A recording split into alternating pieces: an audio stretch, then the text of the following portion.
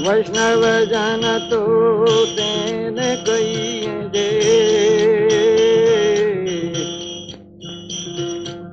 पीड़ पराई जाने रे पर दुखे उपकार करे तो मन अभिमान नो याने रे वैष्णव जन तो. இந்த வாய்ப்பு எனக்கு கொடுத்த காந்தி கல்வி நிலையத்துக்கு என்னுடைய நன்றியை முதல்ல சொல்லிக்கிறேன். என் கடைசியில கூட்டம் இந்த பேசி முடியும் பொழுது அந்த விஷயத்த ஞாபகம் வச்சுக்கிட்டு நான் சொல்றேன்னா என்னன்னு தெரியாது, முன்னாடியே சொல்லிடுறேன். குறிப்பா மோகன் சார் தான் இந்த ஆரம்பத்துல இருந்து தூண்டிக்கிட்டே இருந்தார். இந்த இதுல நீங்க பேசுங்க, நல்லா எழுதுறீங்க, ஏன் பேச வர மாட்டாங்கிறீங்கன்னு தொடர்ந்து என்னை கேட்டுக்கிட்டே இருந்தாரு. சரவணனும் ஒரு 4-5 அக்கேஷன்ல என்கிட்ட கேட்டிருக்காரு, சார் நீங்க பேசுங்க, உங்கள்கிட்ட ஒரு டியூ இருக்கு, நீங்க பேசல என்ன அப்படிங்கிறால சொல்லிட்டு இருந்தாரு. இயல்பாகவே இது நான் ஓரளவு எழுத முடியுது அப்படின்னு நான் ஒப்புக்கொள்ளலாம். ஆனா ஒரு கோர்வையா பேசக்கூடிய அளவுக்கு ஒரு தடுமாற்றம் இல்லாமல் நான் என்ன பேச நினைக்கிறேனோ அந்த விஷயத்த சரியாக பேச முடியுமா அப்படிங்கிற ஒரு தயக்கம் என்கிட்ட இருந்துகிட்டே இருந்தது. அதனால்தான் நான் இவ்வளவு நாள் தள்ளி போட்டேன். 2017 அல்லது 18 நினைக்கிறேன். அப்ப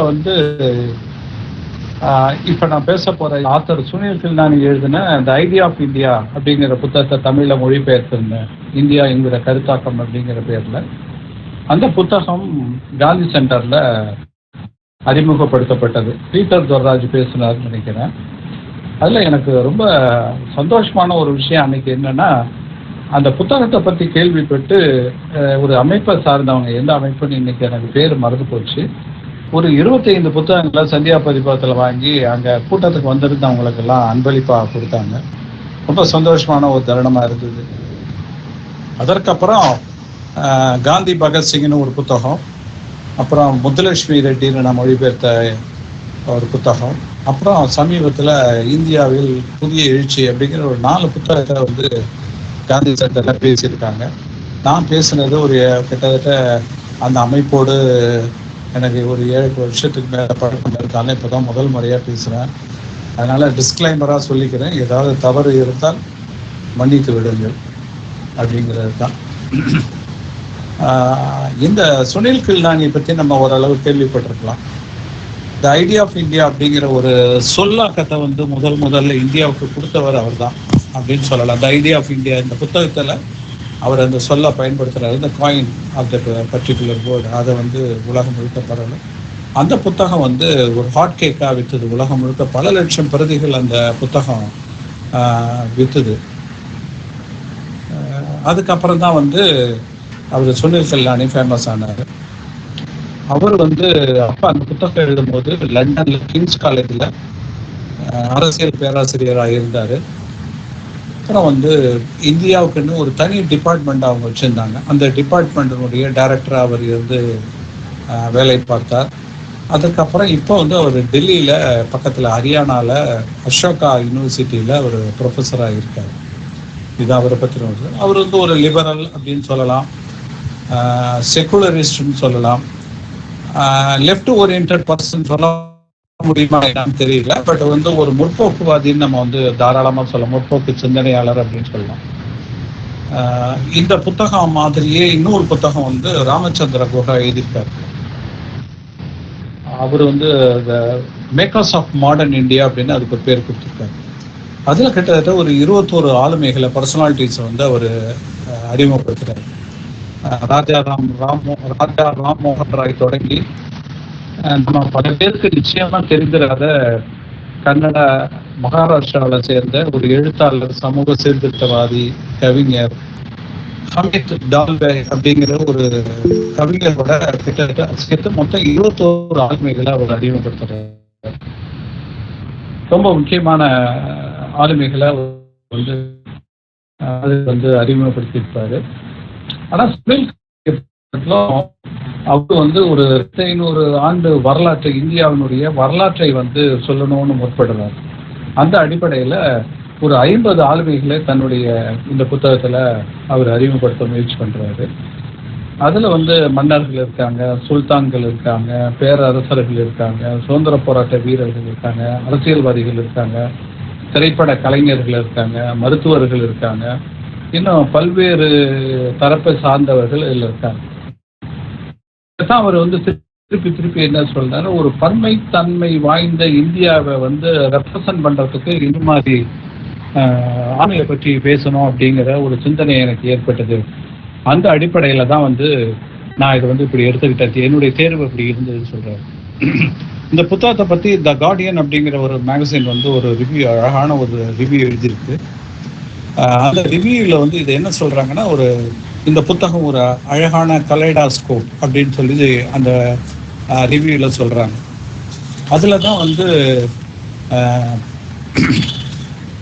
ரால்ஃப் எமர்சன் அப்படின்னு ஒருத்தர் இந்த புத்தகத்தை பற்றி, இந்த வரலாற்றை பற்றி ஒரு கருத்து சொல்லி தெரிவிக்கிறார்.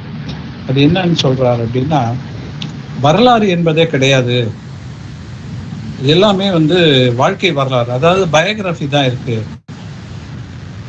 ஒரு முழுமையான வரலாறு என்பதெல்லாம் நம்ம எல்லாம் சொல்ல முடியாது. இயற்கை வரலாறுகள் தான் ஒன்று சேர்க்கப்பட்டு அது வரலாறா மாறுது அப்படின்னு சொல்றாரு. கிட்டத்தட்ட சுனில் கில்னானி இதே விஷயத்த தன்னுடைய புத்தகத்துல சொல்றாரு. அவர் புத்தகத்தை ஆரம்பிக்கும் போதே இப்படிதான் ஆரம்பிக்கிறார். அதாவது Indian history is curiously unpeopled place அப்படின்னு சொல்றாரு.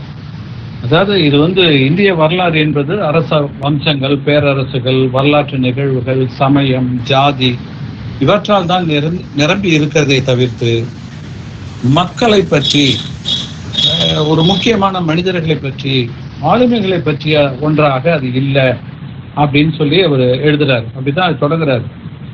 அதே போல கடந்த காலத்துல ஒரு காத்திரமா நல்ல ஒரு அழகாக சிறப்பாக எழுதப்பட்ட ஒரு வாழ்க்கை வரலாறு என்பது இல்லை அப்படின்னு ஒரு குறிப்பிட்டு தன்னுடைய முன்னுரையில சுனில் கில்னானி சொல்றாரு.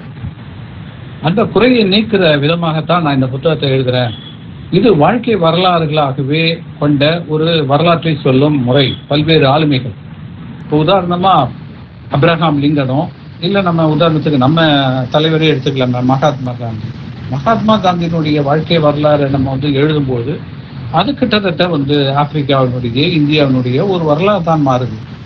இந்த அடிப்படையில தான் அவங்க சொல்றாங்க, வரலாறு என்பது வாழ்க்கை வரலாறுகளுடைய ஒரு தொகுப்பு. ஆனா இந்த அறிவுஜீவிகள் என்ன சொல்றாங்கன்னா, வாழ்க்கை வரலாறுகள் வரலாற்றுக்கு எதிர்முரணாக எதிர்நிலை இருக்கக்கூடிய ஒரு விஷயம். அதனால வரலாறு எழுதுறதை தான் நம்ம ஆதரிக்கணும், அதை தான் தொடர்ந்து எழுதணும் அப்படின்னு சொல்லி இந்த ப்ரொஃபஷனல் ஹிஸ்டாரியன்ஸ் எப்போதுமே இந்த வாழ்க்கை வரலாறுகளை புறக்கணிக்கக்கூடியவர்களாக, அந்த தள்ளுபடி செய்கிறவர்களாகவே இருக்காங்க. அப்ப இந்த இதை போக்கணும் அப்படிங்கிறது தான், இந்த வரலாறு எழுதுகிற அந்த பாணியை மாற்றணும் அப்படின்னு தான் சுனில் கில்னானி முயற்சி பண்றாரு. இந்தியா என்கிற கருத்தாக்க நூலை நீங்க படிச்சு பார்த்துருந்துருக்கலாம். அது ஒரு வரலாறு, சமகாலத்து வரலாறு. கிட்டத்தட்ட சுதந்திரம் 1947 முன்னையும் பின்னையுமான ஒரு வரலாறு தான் அதை சொல்றாரு. சுதந்திரத்துக்கு முன்னாடி, சுதந்திரத்துக்கு அப்புறம் எப்படி இது மக்களாட்சியா மாறுது, நேருவினுடைய முன்னெடுப்புகள், காந்தியினுடைய பங்களிப்புகள், இதெல்லாம் சொல்லக்கூடிய ஒரு வரலாறு தான் எழுதுறாரு. ஆனா அதை அவர் சொல்ற முறை அந்த பாணி ரொம்ப வித்தியாசமான ஒரு பாணி.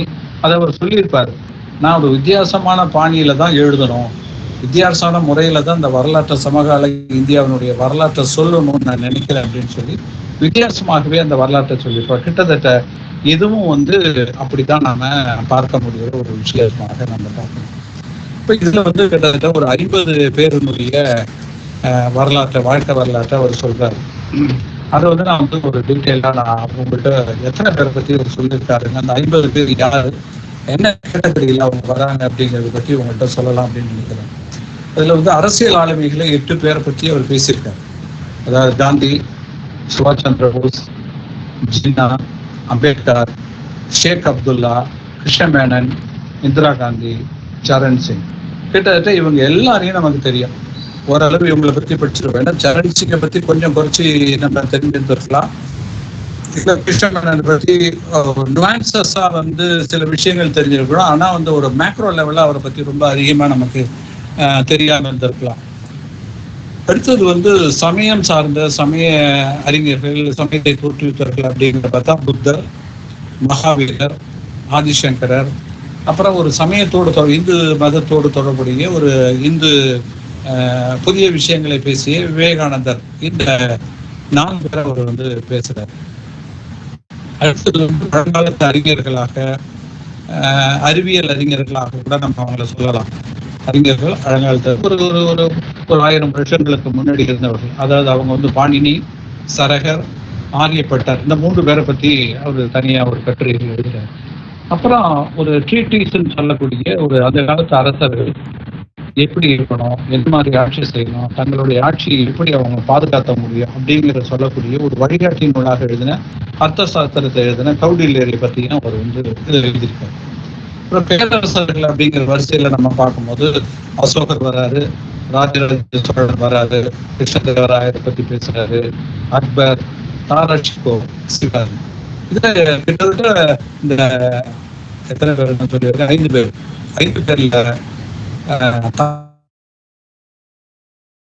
வந்து அவங்களை பத்தி எல்லாம் படிச்சிருக்கோம். இப்போ தராஷிகோ அப்படிங்கிற ஒரு முக்கியமா அவர் வந்து அக்பருடைய கொள்ளு பேர், அவுரங்கசீபுடைய அண்ணன். அவருடைய பங்களிப்பு ரொம்ப சிறப்பா இந்த நூல் அவர் குறிப்பிடுறாரு. அதை பத்தி கொஞ்சம் ஒரு ஜஸ்ட் சொல்றேன், அது அப்புறம் நம்ம பார்க்கலாம்.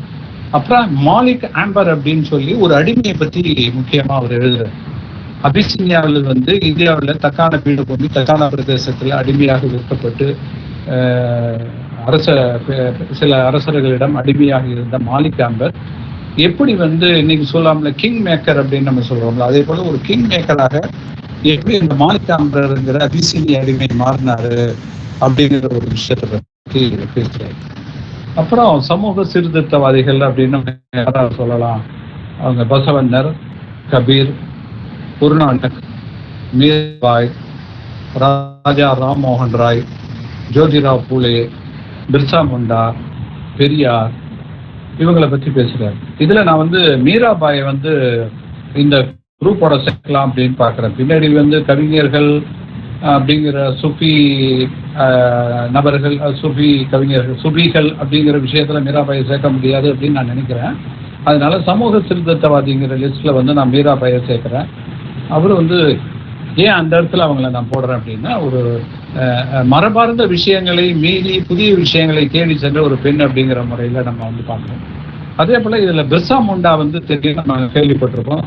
தங்களுடைய அந்த பழங்குடி மக்களுக்காக உயிரை தந்த ஒரு மிகப்பெரிய ஒரு போராளி. அவரை பற்றி எழுதுறாரு. நம்ம ஓரளவுக்கு அவரை பற்றி நம்ம கேள்விப்பட்டிருக்கோம் நினைக்கிறேன். சமீபத்துல வந்து மயிலிடம் ஒரு படம் வந்தது.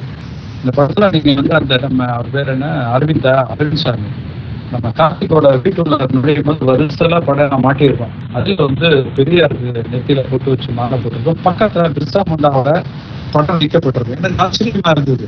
அப்ப இந்த அளவுக்கு வந்து ஒரு முற்போக்கு சிந்தனையாளர்கள் மத்தியில, தமிழ்நாட்டில் இருக்கக்கூடிய முற்போக்குவாதிகள் மத்தியில ஒரு அறியப்படுகிற ஒரு நபராக பிர்சா முண்டா அப்படி இருக்கிறது வந்து ரொம்ப சந்தோஷமா இருக்கு. அப்புறம் இந்த கவிஞர்கள், சுஃபிகள், அப்புறம் பாடகர்கள் அப்படிங்கிற லிஸ்ட் ஒரு 5 பேர் வராங்க.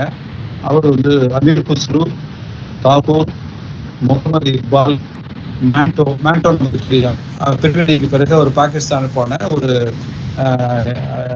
பரந்துபட்ட இந்திய தேசத்தினுடைய ஒற்றுமைக்காக, மக்களின் ஒற்றுமைக்காக பாடிய பேசிய ஒரு கவிஞர். அப்புறம் நம்ம கர்நாடக இசை பாடகி சுப்புலட்சுமியை பற்றி சொல்றாங்க. அப்புறம் முக்கியமான ஒரு விஷயமா இதில் பார்க்கறது ஓவியர்கள், திரைத்துறை மற்றும் புகைப்பட கலைஞர்கள் ஒரு லிஸ்ட் கொடுக்குறாரு. லிஸ்ட்ல வந்து யாராவது 6 பேரை பத்தி பேசுறாரு. நிச்சயமா நமக்கு வந்து ஒருத்தரை தவிர வேற யாரும் நமக்கு தெரியாதுன்னு நினைக்கிறேன். ஒருத்தர் 2 பேரை தவிர 2 பேரா 3 பேர். ஒண்ணு வந்து நெய்ன்சுக்னு ஒருத்தரை பத்தி பேசுறாரு. அப்புறம் தீன் தயாள்னு ஒருத்தரை பத்தி பேசுறாரு. தீன் தயாள் சர்மா கிடையாது, தப்பா நினைச்சுக்காதீங்க. அப்புறம் வந்து அமிர்தா ஷெர்ஜில் அப்படின்னு ஒரு லேடி பேசுறாரு. ராஜ் கபூர் தெரியும் நமக்கு, எம்மா ஹுசைன் நமக்கு தெரியும், அப்புறம் சத்யஜித் ரே நமக்கு தெரியும். இதுல நைன்சுக் பத்தி நான் பின்னாடி இதுல ஒரு ஜிஸ்ட் ஒன்று பண்ணியிருக்கேன், அதனால அதுல நம்ம பார்க்கலாம். இந்த அமிர்தா ஷெர்ஜில் அப்படிங்கிறவங்க வந்து பஞ்சாபை சேர்ந்த ஒரு மிகப்பெரிய ஒரு பணக்காரருக்கு, ஒரு போலந்து சேர்ந்த ஒரு அவரு காதலித்த மணந்த ஒரு பெண்ணுக்கும் பிறந்த ஒரு ஓவியர். ஒரு நவீன உலகத்துல முக்கியமா அந்த காலகட்டத்தில் புகழ்பெற்ற ஒரு ஓவியராக அவர் இருந்திருக்கிறாரு. அவருடைய ஓவிய பாணி, அவர் ஓவியம் எழுதும் முறை, எந்த விதத்துல அவர் சிறந்திருந்தார் அப்படிங்கறத பற்றி தன்னுடைய புத்தகத்துல இந்த புத்தகத்தில் ரொம்ப அழகா அவர் பேரு சுனில் கல்யாணி விவரிக்கிறார். அப்புறம் விடுதலை போராட்டத்துடன் தொடர்புடைய 2 பேரை பத்தி இதுல பேசுறாங்க. ஒண்ணு ஜான்சி ராணி, சிவரம்பிள்ளை. விடுதலை போராட்டம் அவருக்கு ரொம்ப ஒரு 150 வருஷத்துக்கு முன்னாடி ஜான்சி ராணி வெளியேற போரிட்டவர் அப்படின்னு சொல்லலாம். ஸோ அங்கே நம்ம வந்து சுதந்திர போராட்டத்தில் 1787 புரட்சிக்கு ஒட்டி நடந்த அந்த விஷயம் அப்படிங்கிறத ஜான்சி ராணி அந்த பட்டியலை செய்கிறது சிதம்பரம்பிள்ளை. அப்புறம் பிரிட்டானிய அறிவுஜீவிகளா 2 பேரை பத்தி பேசுறாரு. நம்ம வந்து தொடர்ந்து பல்வேறு இன்டெலெக்சுவல் மத்தியில பேசப்படுகிற ஒருத்தர் வந்து வில்லியம் ஜோன்ஸ், அவரை பத்தி பேசுறாரு. அப்புறம் அன்னி பெசன்ட் பத்தி பேசுறாரு. அன்னி பெசன்ட் வந்து ஒரு மெய்யியலாளராகவும் பார்க்கலாம், ஒரு அரசியல்வாதிகளாகவும் பார்க்கலாம், ஒரு பேச்சாளராக பார்க்கிறாரு, அப்புறம் ஒரு ட்ரேட் யூனியனிஸ்டாகவும் பார்க்கிறாரு. ஒரு ஒரு ரெட் லேடி அப்படின்னு ஒரு வேர்டை பயன்படுத்துறாரு. ரெட் லேடி அதாவது ஒரு சிவப்பு சிந்தனை உள்ள ஒரு பெண்மணியாகவும் வந்து இதுல வந்து பேசுறாரு. இதெல்லாம் வந்து தன்னுடைய விஷயங்களுக்கு தான் பேசுகிற அந்த தகவல்களுக்கு ஆதாரமா பல்வேறு விஷயங்களை அவர் எடுத்து பேசுறாரு. அப்புறம் வந்து கணித மேடை ராமானுஜத்தை பற்றி பேசுறாரு. கட்டுமான பொறியியல் விஸ்வேஸ்வரையாவை பற்றி பேசுறாரு. அப்புறம் தொழில்துறை சார்ந்த 2 பேரை வந்து முக்கியமா பேசுறாரு. ஒண்ணு வந்து ஜாம்ஷெட்ஜி நெசர்வான்ஜி டாடா, இன்னொன்று வந்து திருபாய் அம்பானி. இதோட அந்த லிஸ்ட் முடியுது. இதுல வந்து இந்த புத்தகத்தை வந்து அவர் என்ன பண்றாரு அப்படின்னா, ஆரம்பத்துல எழுதுவதற்கு முன்னாடி எழுதிக்கிட்டு என்ன பண்றாருன்னா, பிபிசியினுடைய ரேடியோ 4 அப்படிங்கிற ஒரு ப்ரோக்ராம்ல அப்பப்போ 10-15 நிமிஷம் வந்து அந்த தன்னுடைய அந்த கட்டுரைகளை வந்து நேரேட்டிவா எப்படி பண்ணியிருக்கேன் அப்படிங்கிறத வந்து ஒரு சின்ன ஸ்மால் ஆடியன்ஸ்க்கு முன்னாடி அவர் பேசுறாரு. அதை வந்து நிறைய முருகன் ஒரு தடவை கேட்டுட்டு தொடர் இந்த இதை வந்து நீங்க பண்றீங்கன்னு கேள்விப்பட்டிருக்கேன். இன்கார்னேஷன் புத்தகத்தை நீங்க ஏதோ மொழிபெயர்க்க போறீங்கன்னா கேள்விப்பட்டிருக்கேன். அதனால அந்த பெரியார் பத்தின அந்த பகுதியை மட்டும் எனக்கு டிரான்ஸ்லேட் பண்ணி கொடுங்க அப்படின்னு சொல்லி கேட்டாரு. அவர் வந்து அதனால என்ன நீங்க பண்ணி கொடுங்க அப்படின்னு சொல்லி சொன்னாரு. அதை டிரான்ஸ்லேட் பண்ணி கொடுத்தேன். அது வந்து ஈரோட்ல இருந்து அப்போ வந்து இடதுன்னு ஒரு மேகசின் வந்துட்டு இருந்தது. கணக்குறிஞ்சி அப்படிங்கிற ஒரு தோழர் வந்து அந்த புத்தகத்தை வந்து போட்டுட்டு இருக்காரு. அந்த கோட்டை மேகசின் அதுல வந்து பெரியார் வந்து சாரி நான் சொன்னது வந்து தப்பா சொல்லிட்டேன். சிதம்பரம் பிள்ளையை பத்தி தான் வெங்கைய முருகன் கேட்டு. ஏன்னா பெரியாருக்கும் வெங்கைய முருகன் வந்து கொஞ்சம் தக்கலை நிற்பாரு. சிதம்பரம் பிள்ளையை பற்றி தான் ரொம்ப அதிகமாയിട്ട് அவர் பேசிட்டு இருப்பாரு. ஸோ சிதம்பரம் பிள்ளையை பற்றி தான் அந்த கட்டுரை. அதுல ஒரு சின்ன குறிப்பு வந்தது. கிட்டத்தட்ட ஒரு மரபார்ந்த விஷயங்கள்ல பழமையான விஷயங்கள் மேல ஆர்வம் கொண்டவரா வந்து சிதம்பரம் பிள்ளை இருந்தார் அப்படிங்கிற ஒரு கண்டென்ட் வந்து சுனில் கல்யாணி தன்னுடைய அப்சர்வேஷனாக எழுதியிருப்பாரு. அதுக்கு வந்து கரெக்டா அந்த இடத்துல அண்டர்லைன் பண்ணி கடைபிடிச்சி அப்படின்லாம் இல்லை அப்படின்னு சொல்லி ஒரு கட்டணத்தை எழுதியிருக்காரு. எனக்கு ரொம்ப வேடிக்கையான ஒரு விஷயமா இருந்தது. சிதம்பரம் பிள்ளையை பற்றி பல்வேறு தரவுகள் நமக்கு இருக்கு. அவர் முற்போக்கு சின்ன பல்வேறு விஷயங்களை ஆதரிக்க ஒரு சுதந்திர போராட்ட வீரராக இருந்தாலும் சில விஷயங்கள் அவர் மேல விமர்சனமா வைக்கப்படுகிறது என்பதும் உண்மை. அப்புறம் வந்து இன்னொரு விஷயம்னா, பிபிசியில இருந்து ஒரு தோழர் ஒரு நாள் போன் பண்ணி அவர் தான் வந்து இந்த பெரியாரை பத்தி கேட்டார். இந்த பெரியார் பத்தின ஒரு கட்டுரை சுனில் கல்யாணி எழுதியிருக்காருங்க. அதை நான் பிபிசி தமிழ் புத்தக மாவட்டத்தில் அது ஆன்லைன்ல மேகசின் வருது, அதுல எழுதணும் அப்படின்னு சொல்லி கேட்டார். அதுக்கு நம்ம பண்ணி கொடுத்தோம். இதுக்கு அப்புறம் தான் வந்து அந்த அவர் இந்த புத்தகமா 2017 இந்த நூல் வெளில வருது. ஒரு 500 பக்கங்கள் கொண்ட நூல். 50 ஆளுமைகள் இருக்காங்க. இது எப்படி பேசுறது அப்படிங்கிறது எனக்கு மிகப்பெரிய சவாலாக இருக்கிறது.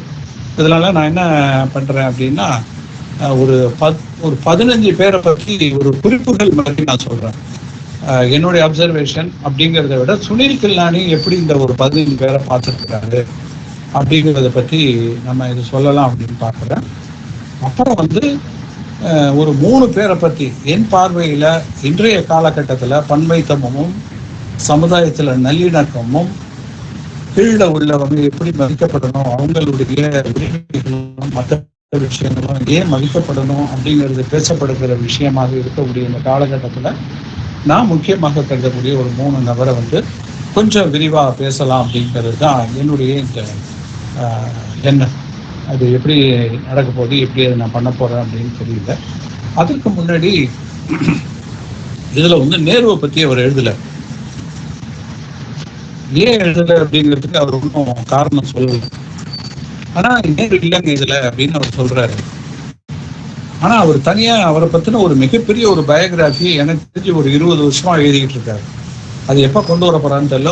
ஒரு 10 நாளைக்கு முன்னாடி அவருக்கு ஒரு மெயில் போடும் போது கூட அதை பத்தி எழுதியிருந்தாங்க. அந்த புத்தகம் என் மேல எனக்கு ஆர்வமா இருக்கு, அதை முடிச்சதீங்கன்னா சொல்லுங்க, அதை டிரான்ஸ்லேட் பண்ணோம் அப்படின்னு.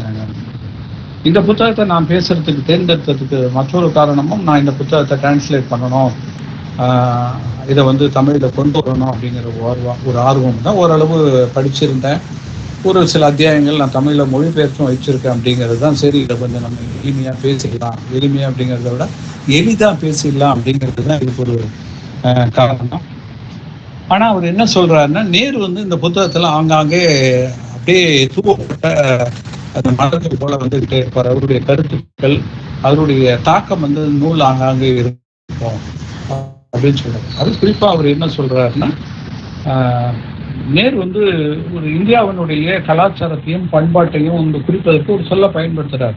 இந்த இந்தியாங்கிற கருத்தா கண்ணொன்னையும் சொல்லிப்பார். அதாவது பாலிம்செஸ்ட் அப்படிங்கிற ஒரு சொல்ல பயன்படுத்துவார். நம்ம எளிமையா சொல்லணும் அப்படின்னா ஸ்லேட்டு பலகை அப்படின்னு சொல்லலாம். ஒரு விஷயம் எழுதப்பட்டு அதை அழிச்சுட்டு அதுல இன்னும் ஒரு விஷயம் எழுதலாம் அப்படிங்கிறாப்புல. ஆனா நேரு வந்து அது இந்தியாவினுடைய கலாச்சாரம் அப்படி எழுதி அழிக்கப்பட்ட ஒன்று அல்ல அப்படின்னு திருப்பி அவர் சொல்வார். அந்த கலாச்சாரங்கள், பண்பாட்டு அசைவுகள், பல்வேறு விஷயங்களும் ஒன்றன் மேல் ஒன்றாக அப்படியே இருந்துகிட்டே தான் இருக்கு. அது அழிக்கவே முடியாத ஒண்ணு. இன்னைக்கு நம்ம பார்க்கலாம், எவ்வளவோ பண்பாடுகளும் கலாச்சாரங்களும் நாகரிகங்களும் இந்தியாவில் மூளை முடுக்குகள் எல்லாம் பரவி இருக்கின்றத நம்ம பார்க்குறோம். அது எதையுமே நம்மளால அழிக்க முடியாது. அது நமக்கு பிடிச்சதா இருக்கலாம், பிடிக்காம இருக்கலாம். ஆனால் அந்த கலாச்சாரங்களும் பண்பாடுகளும் ஒவ்வொருடைய பழக்க வழக்கங்களும் இந்தியாவினுடைய மூளை முடுக்குகளில் இந்தியா எங்கிலும் பரவி கிடக்கின்றது. அந்த விஷயங்கள் நான் ஒவ்வொரு பற்றியும் பேசும்பொழுதும் அவர்கள் அந்த நபர்களுடைய அந்த வரலாற்றில் ஒரு இடையூடாக, ஒரு நூலாக, ஒரு இடையாக தொடர்ந்து வந்துகிட்டே இருக்கு அப்படிங்கிறத பற்றி அவர் வந்து ரொம்ப நம்பிக்கையோடு சுனில் கல்யாணி சொல்றார். இந்த புத்தகத்தை வந்து அவர் வந்து எழுதியிருக்கிற காலகட்டமும் ரொம்ப முக்கியமான காலகட்டம். இந்தியாவினுடைய பண்பைத்துவ அடையாளம் வந்து சிதைக்கப்பட்டு கொண்டிருக்கிற ஒரு காலகட்டம் அப்படிங்கிறது நமக்கு எல்லாரும் தெரியும். பாகிஸ்தான் போல இந்தியாவை வந்து ஒரு பாகிஸ்தான் எப்படி ஒரு மதவாத ஒரு நாடாக இருக்கிறதோ அதே போல இந்து இந்தியாவாக மாற்றணும் அப்படிங்கிறது ரொம்ப தீவிரமாக பேசப்படுகிற ஒரு விஷயமாக இருக்குது. அப்ப அந்த இந்து தேசியவாதிகளுக்கும் பியூர் இந்து நேஷன் வேணும் அப்படின்னு கேட்கிறவங்களுக்கும் எதிராக ஒரு கலப்பினர், ஒரு பல்வேறு இடங்கள் கலந்த ஒரு பிரிவினர்கள் இங்க இந்தியாவில் இருக்காங்க. அதே போல பல இனங்களை சேர்ந்தவங்களும் இந்தியா இருக்காங்க, பல சமயங்களை சேர்ந்தவங்களும் இந்தியாவில் இருக்காங்க. எல்லோரும் சேர்ந்து ஒன்றாக ஒற்றுமையுடன் வாழக்கூடிய ஒரு தேசமாக இருக்கிறது. இதற்கு எதிரான ஒரு செயல்பாடு நடந்து கொண்டிருக்கிற சூழ்நிலையில பன்மைத்துவமும் ஒற்றுமையும் சமய இணக்கமும் தேவைப்படும் காலத்துல இந்த பரவலான இந்த நபர்களை பற்றி பேசுவது சிறப்பா இருக்கும் அப்படின்னு நான் நினைக்கிறேன் அப்படின்னு அவர் சொல்றாரு. இப்போ சமீபத்துல ஒரு மிகச்சிறந்த எடுத்துக்காட்டு அதுக்கு நம்ம பார்த்துக்க முடியும், கிரிக்கெட். எவ்வளவு மோசமாக வந்து ஒரு கீழே உள்ள ஒரு ரசிகர்கள், நம்ம பல வருடங்களாக கிரிக்கெட் பார்க்குறவங்களுக்கு தெரியும், பாகிஸ்தானுங்களை நம்ம பாராட்டி இருக்கோம், கொண்டாடி இருக்கோம். அவன் செஞ்சுரி அடிச்சானா, 4 அடிச்சானா, 6 அடிச்சானா நம்ம பாராட்டிருக்கோம். அதே போல இந்திய டீம் வந்து பாகிஸ்தானுக்கு போனோம்னா அங்க தனிப்பட்ட முறையில் அவர்களுக்கு வரவேற்பும் கொண்டாட்டமும் இருக்கிறத நம்ம பார்த்துருக்கோம். ஆனா இன்னைக்கு சூழல் வேற மாதிரி மாறி இருக்கு அப்படிங்கிறத பார்த்துருவோம். அதனால இந்த சூழல்ல இந்த மாதிரி ஒரு புத்தகத்தை கொண்டு வர்றது எனக்கு தேவையா இருந்தது, நான் தேவை அப்படின்னு நினைச்சேன் அப்படின்னு சொல்லி சுனில் கல்யாணி சொல்றாரு. அந்த அடிப்படையில இந்த புத்தகத்தினுடைய முக்கியத்துவம் இருக்கு அப்படின்னு நான் சொல்லிக்கிறேன். இப்ப நம்ம வந்து நான் சொன்னாப்புல வந்து ஒரு அந்த நபர்களை பற்றின ஒரு சின்ன சின்ன குறிப்புகளை நான் சொல்லலாம் அப்படின்னு நினைக்கிறேன். அதை பார்க்கலாம். முதல்ல வந்து புத்தர் வர்றார். புத்தரை வந்து அவர் எப்படி அறிமுகப்படுத்துறாரு? அவர் வந்து இன்னும் சொல்ல போனா இந்த நபர்களை வந்து அப்படியே வெறுமனே அவங்களுடைய வாழ்க்கை வரலாறாக மட்டும் அவர் சொல்லுங்க. அதை வந்து ஒரு சம்பவத்தோட இல்ல ஒரு தனிநபரோட ஒரு கொள்கையோட ஒரு சித்தாந்தத்தோட தொடர்பு பற்றி அவர் பேசுறாரு. அப்ப புத்தரை பற்றி அவர் பேசும்போது புத்தா, வேக்கிங் இந்தியா அப் அப்படிங்கிற ஒரு சொல்லாடல ஒரு புத்தருக்கு பின்னாடி பின்னோட்டா போடுறாரு. இப்போ இந்தியாவை இன்னைக்கு வந்து அந்த புத்தரை வந்து அம்பேத்கரிஸ்டுகளோட தலித்துகளோட தொடர்புபடுத்தி பேசக்கூடிய ஒரு விஷயமா அப்படிதான் அவர் ஆரம்பிக்கிறார். ஒரு காய்லாங்கடையில இருக்கக்கூடிய அந்த ஏழை தொழிலாளர்களுடைய அந்த ஸ்லம் அப்படின்னு சொல்லப்படுகிற அந்த புறச்சேரியினுடைய வாழ்வுடைய மக்களுடைய வாழ்க்கையோடு தொடர்பு படுத்தி அந்த புத்தரை வந்து அறிமுகப்படுத்துறாரு. எப்படி வந்து புத்தர் வந்து இன்னைக்கு வந்து தாழ்த்தப்பட்ட மக்களுக்கு இன்னைக்கு வந்த மக்களுக்கு ஒரு ஒரு மேம்பட்டக்கூடிய ஒரு அடையாளமாக பேசப்படக்கூடிய ஒரு அடையாளமாக இருக்கிறார் அப்படிங்கிறத பற்றி பேசணும். இன்னொரு பக்கத்துல வந்து நான் பார்க்கக்கூடிய புத்தர் வந்து இன்னைக்கு ஒரு ஹோட்டலுக்கு இப்போ மனோஜ் பவன் ஹோட்டலுக்கு போனோம்னா வாசல்ல பெருசா ஒரு புத்தர் வச்சிருக்காங்க. இன்னும் ஏதோ ஒரு இடத்துக்கு ஒரு வீட்டுக்கு போறோம்னு வச்சுக்கோங்க, புத்தரை வந்து ஒரு பொம்மை மாதிரி ஒரு இடத்துல வந்து முக்கியமான ஒரு இடம் வச்சுக்கிறாங்க. பல்வேறு இடங்களை புத்தர் வந்து ஒரு அலங்கார பொருளாகவும், நான் சொல்றது வந்து கொஞ்சம் தரம் தாழ்ந்ததா அவர்கள் நான் அப்படிதான் அப்சர்வ் பண்றேன். அவங்க வந்து உண்மையாக புத்தருடைய கொள்கைகளை பின்பற்றுவர்களாக எனக்கு தெரியல. ஒரு அலங்கார பொருளாதாரம் மாறாக இந்த அம்பேத்கரிஸ்டுகளும் தலித் மக்களும் வந்து புத்தரை வந்து தங்களுடைய ஒரு விடிவெளியாக தங்கள் விடிவுக்குரிய ஒரு முக்கியமான ஒரு மனிதராக பார்க்கிறார் அப்படின்னு சொல்லி அவர் குறிப்பிடுறாரு. அதே போல புத்தர் மேல ஒரு விமர்சனத்தையும் வைக்கிறார். அதாவது நமக்கு எல்லாரும் தெரிஞ்ச விஷயம் தான், பெண்களை வந்து அவர் ஆரம்பத்துல அலோ பண்ணல. அவங்களுடைய வளர்ப்பு தாய் கோத்தமி வந்து ஒரு பெரும் கூட்டத்தோடு பெண்களுடைய கூட்டத்தோட அந்த சங்கத்துல சேரணும்னு சொல்லி வராங்க. ஆனா வந்து புத்தர் வந்து மறுத்துடுறார், முடியாது, நீங்க சேர்க்க முடியாது, உங்களை இந்த சங்கத்துல நீங்க சேர முடியாது அப்படின்னு சொல்றாரு. அதுக்கு அவரால் சரியான காரணம் சொல்ல முடியல, வேணாங்க அப்படின்னு தான் சொல்றாரு. திருப்பி கோத்தமி வந்து கேட்குறாங்க, ஏன் எங்களை சேரக்கூடாதுங்கிறீங்க அப்படின்னு சொல்லிட்டு இவர் போற இடத்துக்கெல்லாம் பின்னாடி படையெடுத்துக்கிட்டு அவங்க போறாங்க. ஒரு அணியா தொடர்ந்து பின்னாடி இவரை தேடி போய் அவர்கிட்ட கேட்குறாங்க, முடியாதுன்னு சொல்றாரு. அதுக்கப்புறம் தான் ஆனந்தன் வந்து அந்த கேஸை வந்து புத்தர்கிட்ட வாதிக்கிறார். ஏன் நீங்க வேணாம்னு சொல்றீங்க, என்ன காரணம் அப்படின்னு சொல்லி அவரை கன்வின்ஸ் பண்றாரு. கன்வின்ஸ் பண்ணதுக்கப்புறம் புத்தர் ஒரு கமெண்டோட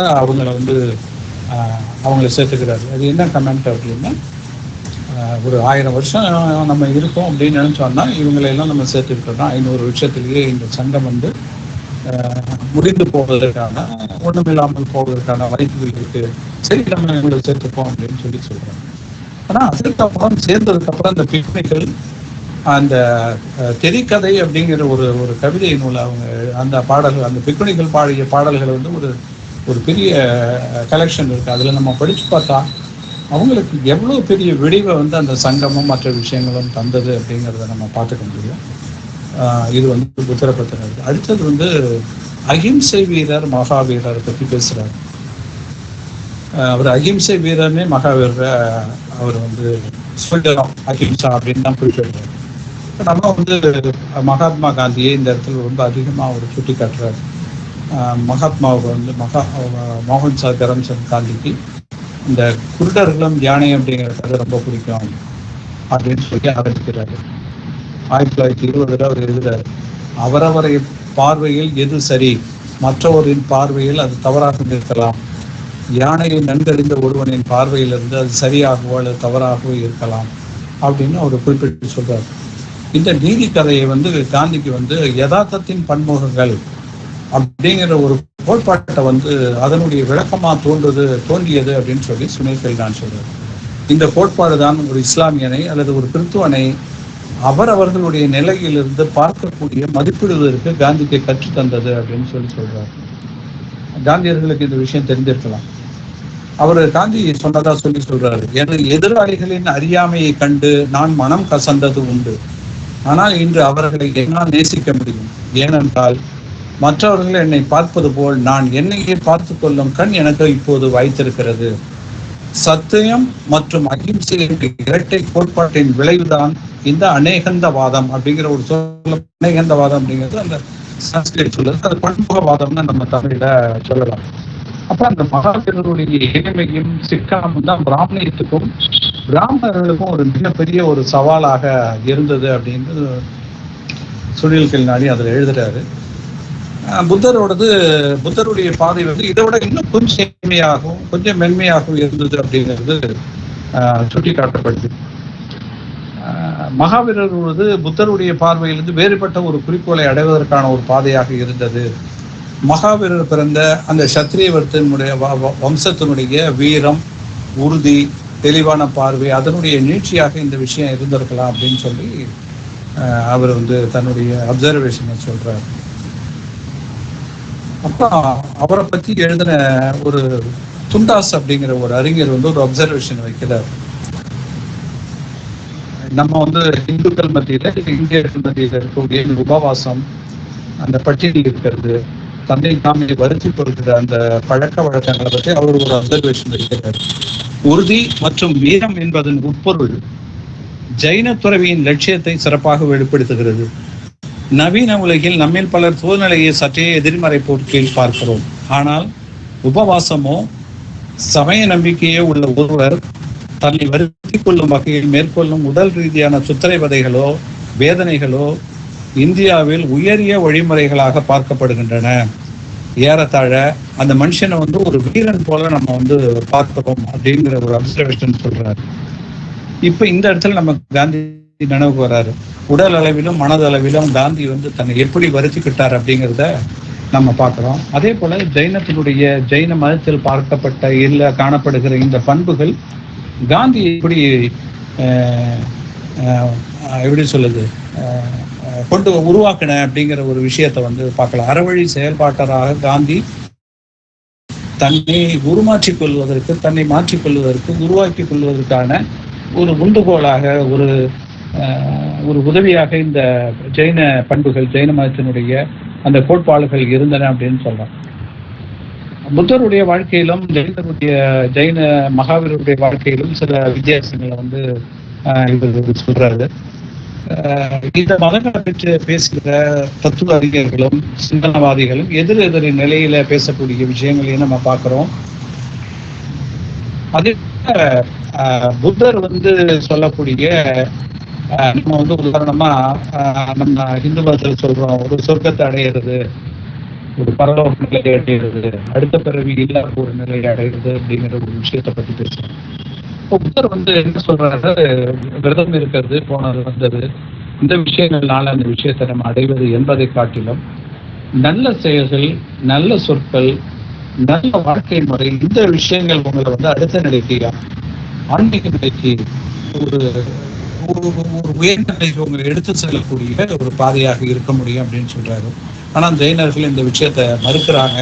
அவங்க வேறுபட்ட ஒரு முறையை தான் பார்க்குறாங்க. இன்னும் சொல்ல போனால் அவங்க மறுபிறவிங்கிற கோட்பாட்டை விதியின் மீதும் மறுபிறவின் மீது நம்பிக்கை உள்ளவர்களாக இருக்கிறாங்க அப்படிங்கிற ஒரு விஷயத்த சொல்றாரு. அடுத்தது பாணினி அப்படிங்கிற ஒரு அறிஞரை பற்றி சொல்றாரு. நம்ம எல்லாம் கேள்விப்பட்டிருப்போம். அஷ்டத்தாயி அப்படிங்கிற ஒரு மிகப்பெரிய ஒரு படைப்பை, அது ஒரு சுருக்கமான ஒரு நூல் தான், சம்ஸ்கிருதத்தில் எழுதப்பட்ட ஒரு சுருக்கமான ஒரு படைப்பு. அது தமிழ்ல 8 அத்தியாயம் சொல்லலாம். அது ஒரு முழுமையான அமைப்பு ரீதியாக தொகுக்கப்பட்ட ஒரு லிங்குவிஸ்டிக் புக், மொழியியல் அமைப்புரை, லிங்குவிஸ்டிக் சிஸ்டத்தை அவர் முதல்ல உருவாக்குறாரு. அந்த அந்த அந்த படைப்பு சான்ஸ்கிரிட்டை ஒரு மிகப்பெரிய உயரிய லெவல்ல மேற்கத்திய அறிஞர்கள் மத்தியில கொண்டு நிறுத்துது. அதே போல இந்திய அறிஞர்கள் மத்தியினுடைய சமஸ்கிருதனுடைய மிகப்பெரிய அதுல இருக்கக்கூடிய திறன்களை, சமஸ்கிருதத்துல இருக்கக்கூடிய அந்த மொழியில இருக்கக்கூடிய திறன்களை அறிமுகப்படுத்தக்கூடிய ஒரு புத்தகமாக சொல்றோம். அதை இவர் எப்படி சொல்றாரு அப்படின்னா, ஒரு பசுமாடு மாடு அப்படின்னு வச்சுக்கலாம், பசுமாடுன்னு சொல்றேன்னா அவர் கவுன்னு தான் சொல்றாரு, நான் மாடுன்னு சொல்றேன். பசுமாட்டினுடைய குழம்பு தடம் இருக்குல்ல, ஒரு சேற்றுல ஒரு ஈரமான இடத்துல பசுமாடு நடக்கும்போது அந்த குழம்பு தடம், அதனுடைய பள்ளம், ஒரு சின்ன ஒரு பள்ளம் உண்டாகுது இல்லையா, அந்த பள்ளத்துல 2 பெரும் சமுத்திரங்களை உள்ளடக்கியது போன்ற ஒரு நூல் இது அப்படின்னு சொல்லி அவர் குறிப்பிட்டு சொல்றாரு. எனக்கு உடனே என்ன ஞாபகம் வந்ததுன்னா, அணுவை துளைத்து 7 கடலை புகட்டி குறுக தரித்த குரல் அப்படின்னு திருக்குறளை ஔவையார் பாடினது ஞாபகம் வருது. அடுத்தது கௌடில்யரை பத்தி பேசுறாரு. எப்படி தெளிவுபடுத்துறாருன்னா, ஒரு 1000 வருஷத்துக்கு முன்னாடி, ஒரு 400-500 வருஷங்களுக்கு முன்னாடி தான் இந்த புத்தகமே வெளியில வந்திருக்கு. சாரி, 400-500 வருஷங்களா, 1905 1905 தான் தஞ்சாவூர்ல இருந்து ஒரு பிராமணர் வந்து ஒரு ஓலைச்சுவடி கட்டை எடுத்துக்கிட்டு மைசூர்ல அப்ப இருந்த ஒரு ஓரியன்டல் லைப்ரரிக்கு வராரு. அந்த லைப்ரரியில ஷாமா சாஸ்திரி அப்படிங்கிறது ஒருத்தர் வந்து அதை நிர்வகிச்சுட்டு இருக்காரு. அந்த ஓலைச்சுவடிகளும் பல்வேறு பிரதிகளும் புத்தகங்களுடைய பிரதிகளும் ரொம்ப பழமையான பிரதிகள் அந்த நூலகத்தில் இருக்கு. இவர் கொண்டாந்து கொடுத்தோன்னா அந்த ஷாமா சாஸ்திரி அந்த ஓலைச்சுவடியை படிச்சு பார்க்குறாரு. அவர் இது வரைக்கும் அந்த புத்தகத்தை வந்து அவர் அந்த ஓலைச்சுவடியை அவர் பார்த்ததே கிடையாது. அந்த மாதிரி ஒரு விஷயம் இருக்கு அப்படிங்கிறதே அவருக்கு தெரியவே இல்லை.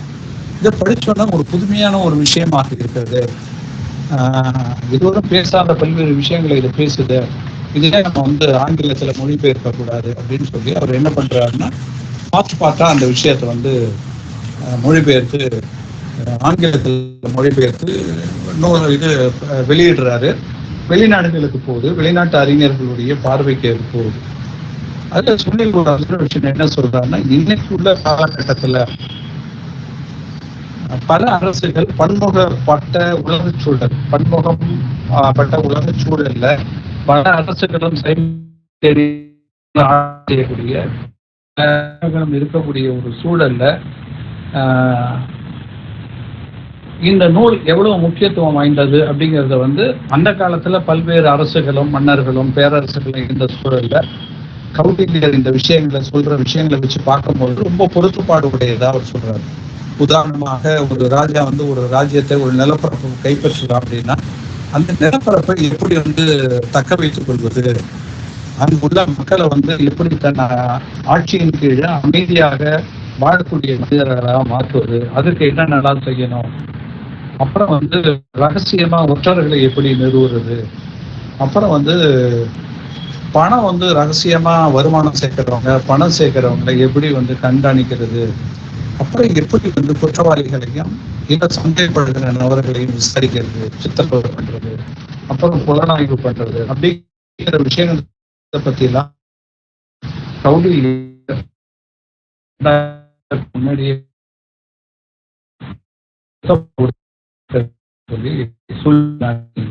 சொல்றாரு. எனக்கு இன்னும் ஒரு 15 நிமிஷம் தான் இருக்குன்னு நினைக்கிறேன். அதுக்குள்ள இதை முடிக்க முடியுமா என்னன்னு தெரியல, பார்க்கலாம், முடிஞ்ச அளவு நான் சொல்றேன். அப்புறம் அசோகரை பற்றி சொல்றாரு. அசோகர் வந்து எப்படி வந்து ஒரு பர்சுவேட் பண்ணி மக்களை வந்து ஆட்சி செய்யக்கூடிய ஒரு அரசராக இருந்தார் அப்படிங்கிறத பத்தி சொல்றாரு. அடுத்தது வந்து சரகரை பத்தி பேசுறாரு. சரகர் அப்படிங்கிறது ஆயுர்வேதத்தினுடைய வேர் அப்படிங்கிறத பத்தி நமக்கு தெரியும்.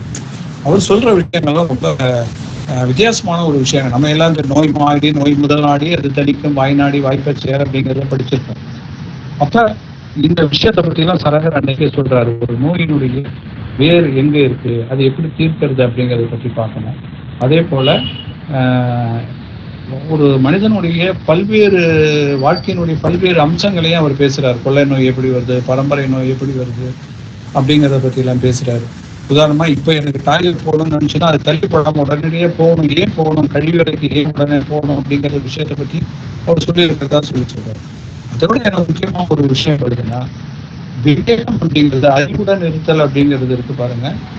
அந்த அறிவுடன் இருத்தல் ஏன் தேவை, அறிவுடன் இல்லாத இருத்தல் ஏன் எவ்வளவு பிரச்சனைகளை நம்ம கொண்டு வருதோம் அப்படிங்கிற விஷயத்தை பத்தி எல்லாம் வந்து அந்த அவர் சரகர் எழுதிய சரக சங்கீதை இப்படி கூறுது அப்படிங்கிறத பத்தி எல்லாம் பேசுறாரு. அப்புறம் வந்து ஆரியப்பட்டரை பற்றி பேசுறாரு. ஆரியப்பட்டர் தான் நமக்கு தெரிஞ்சிருக்கு, இந்திய விண்வெளி விஞ்ஞானத்தினுடைய ஒரு அடையாளமாக உந்து சக்தியாக இருந்தவர். அவர் சொன்னதா சொல்லி ஒரு எழுதுறாரு. அதை தான் வந்து அவருக்கு சொல்றாரு.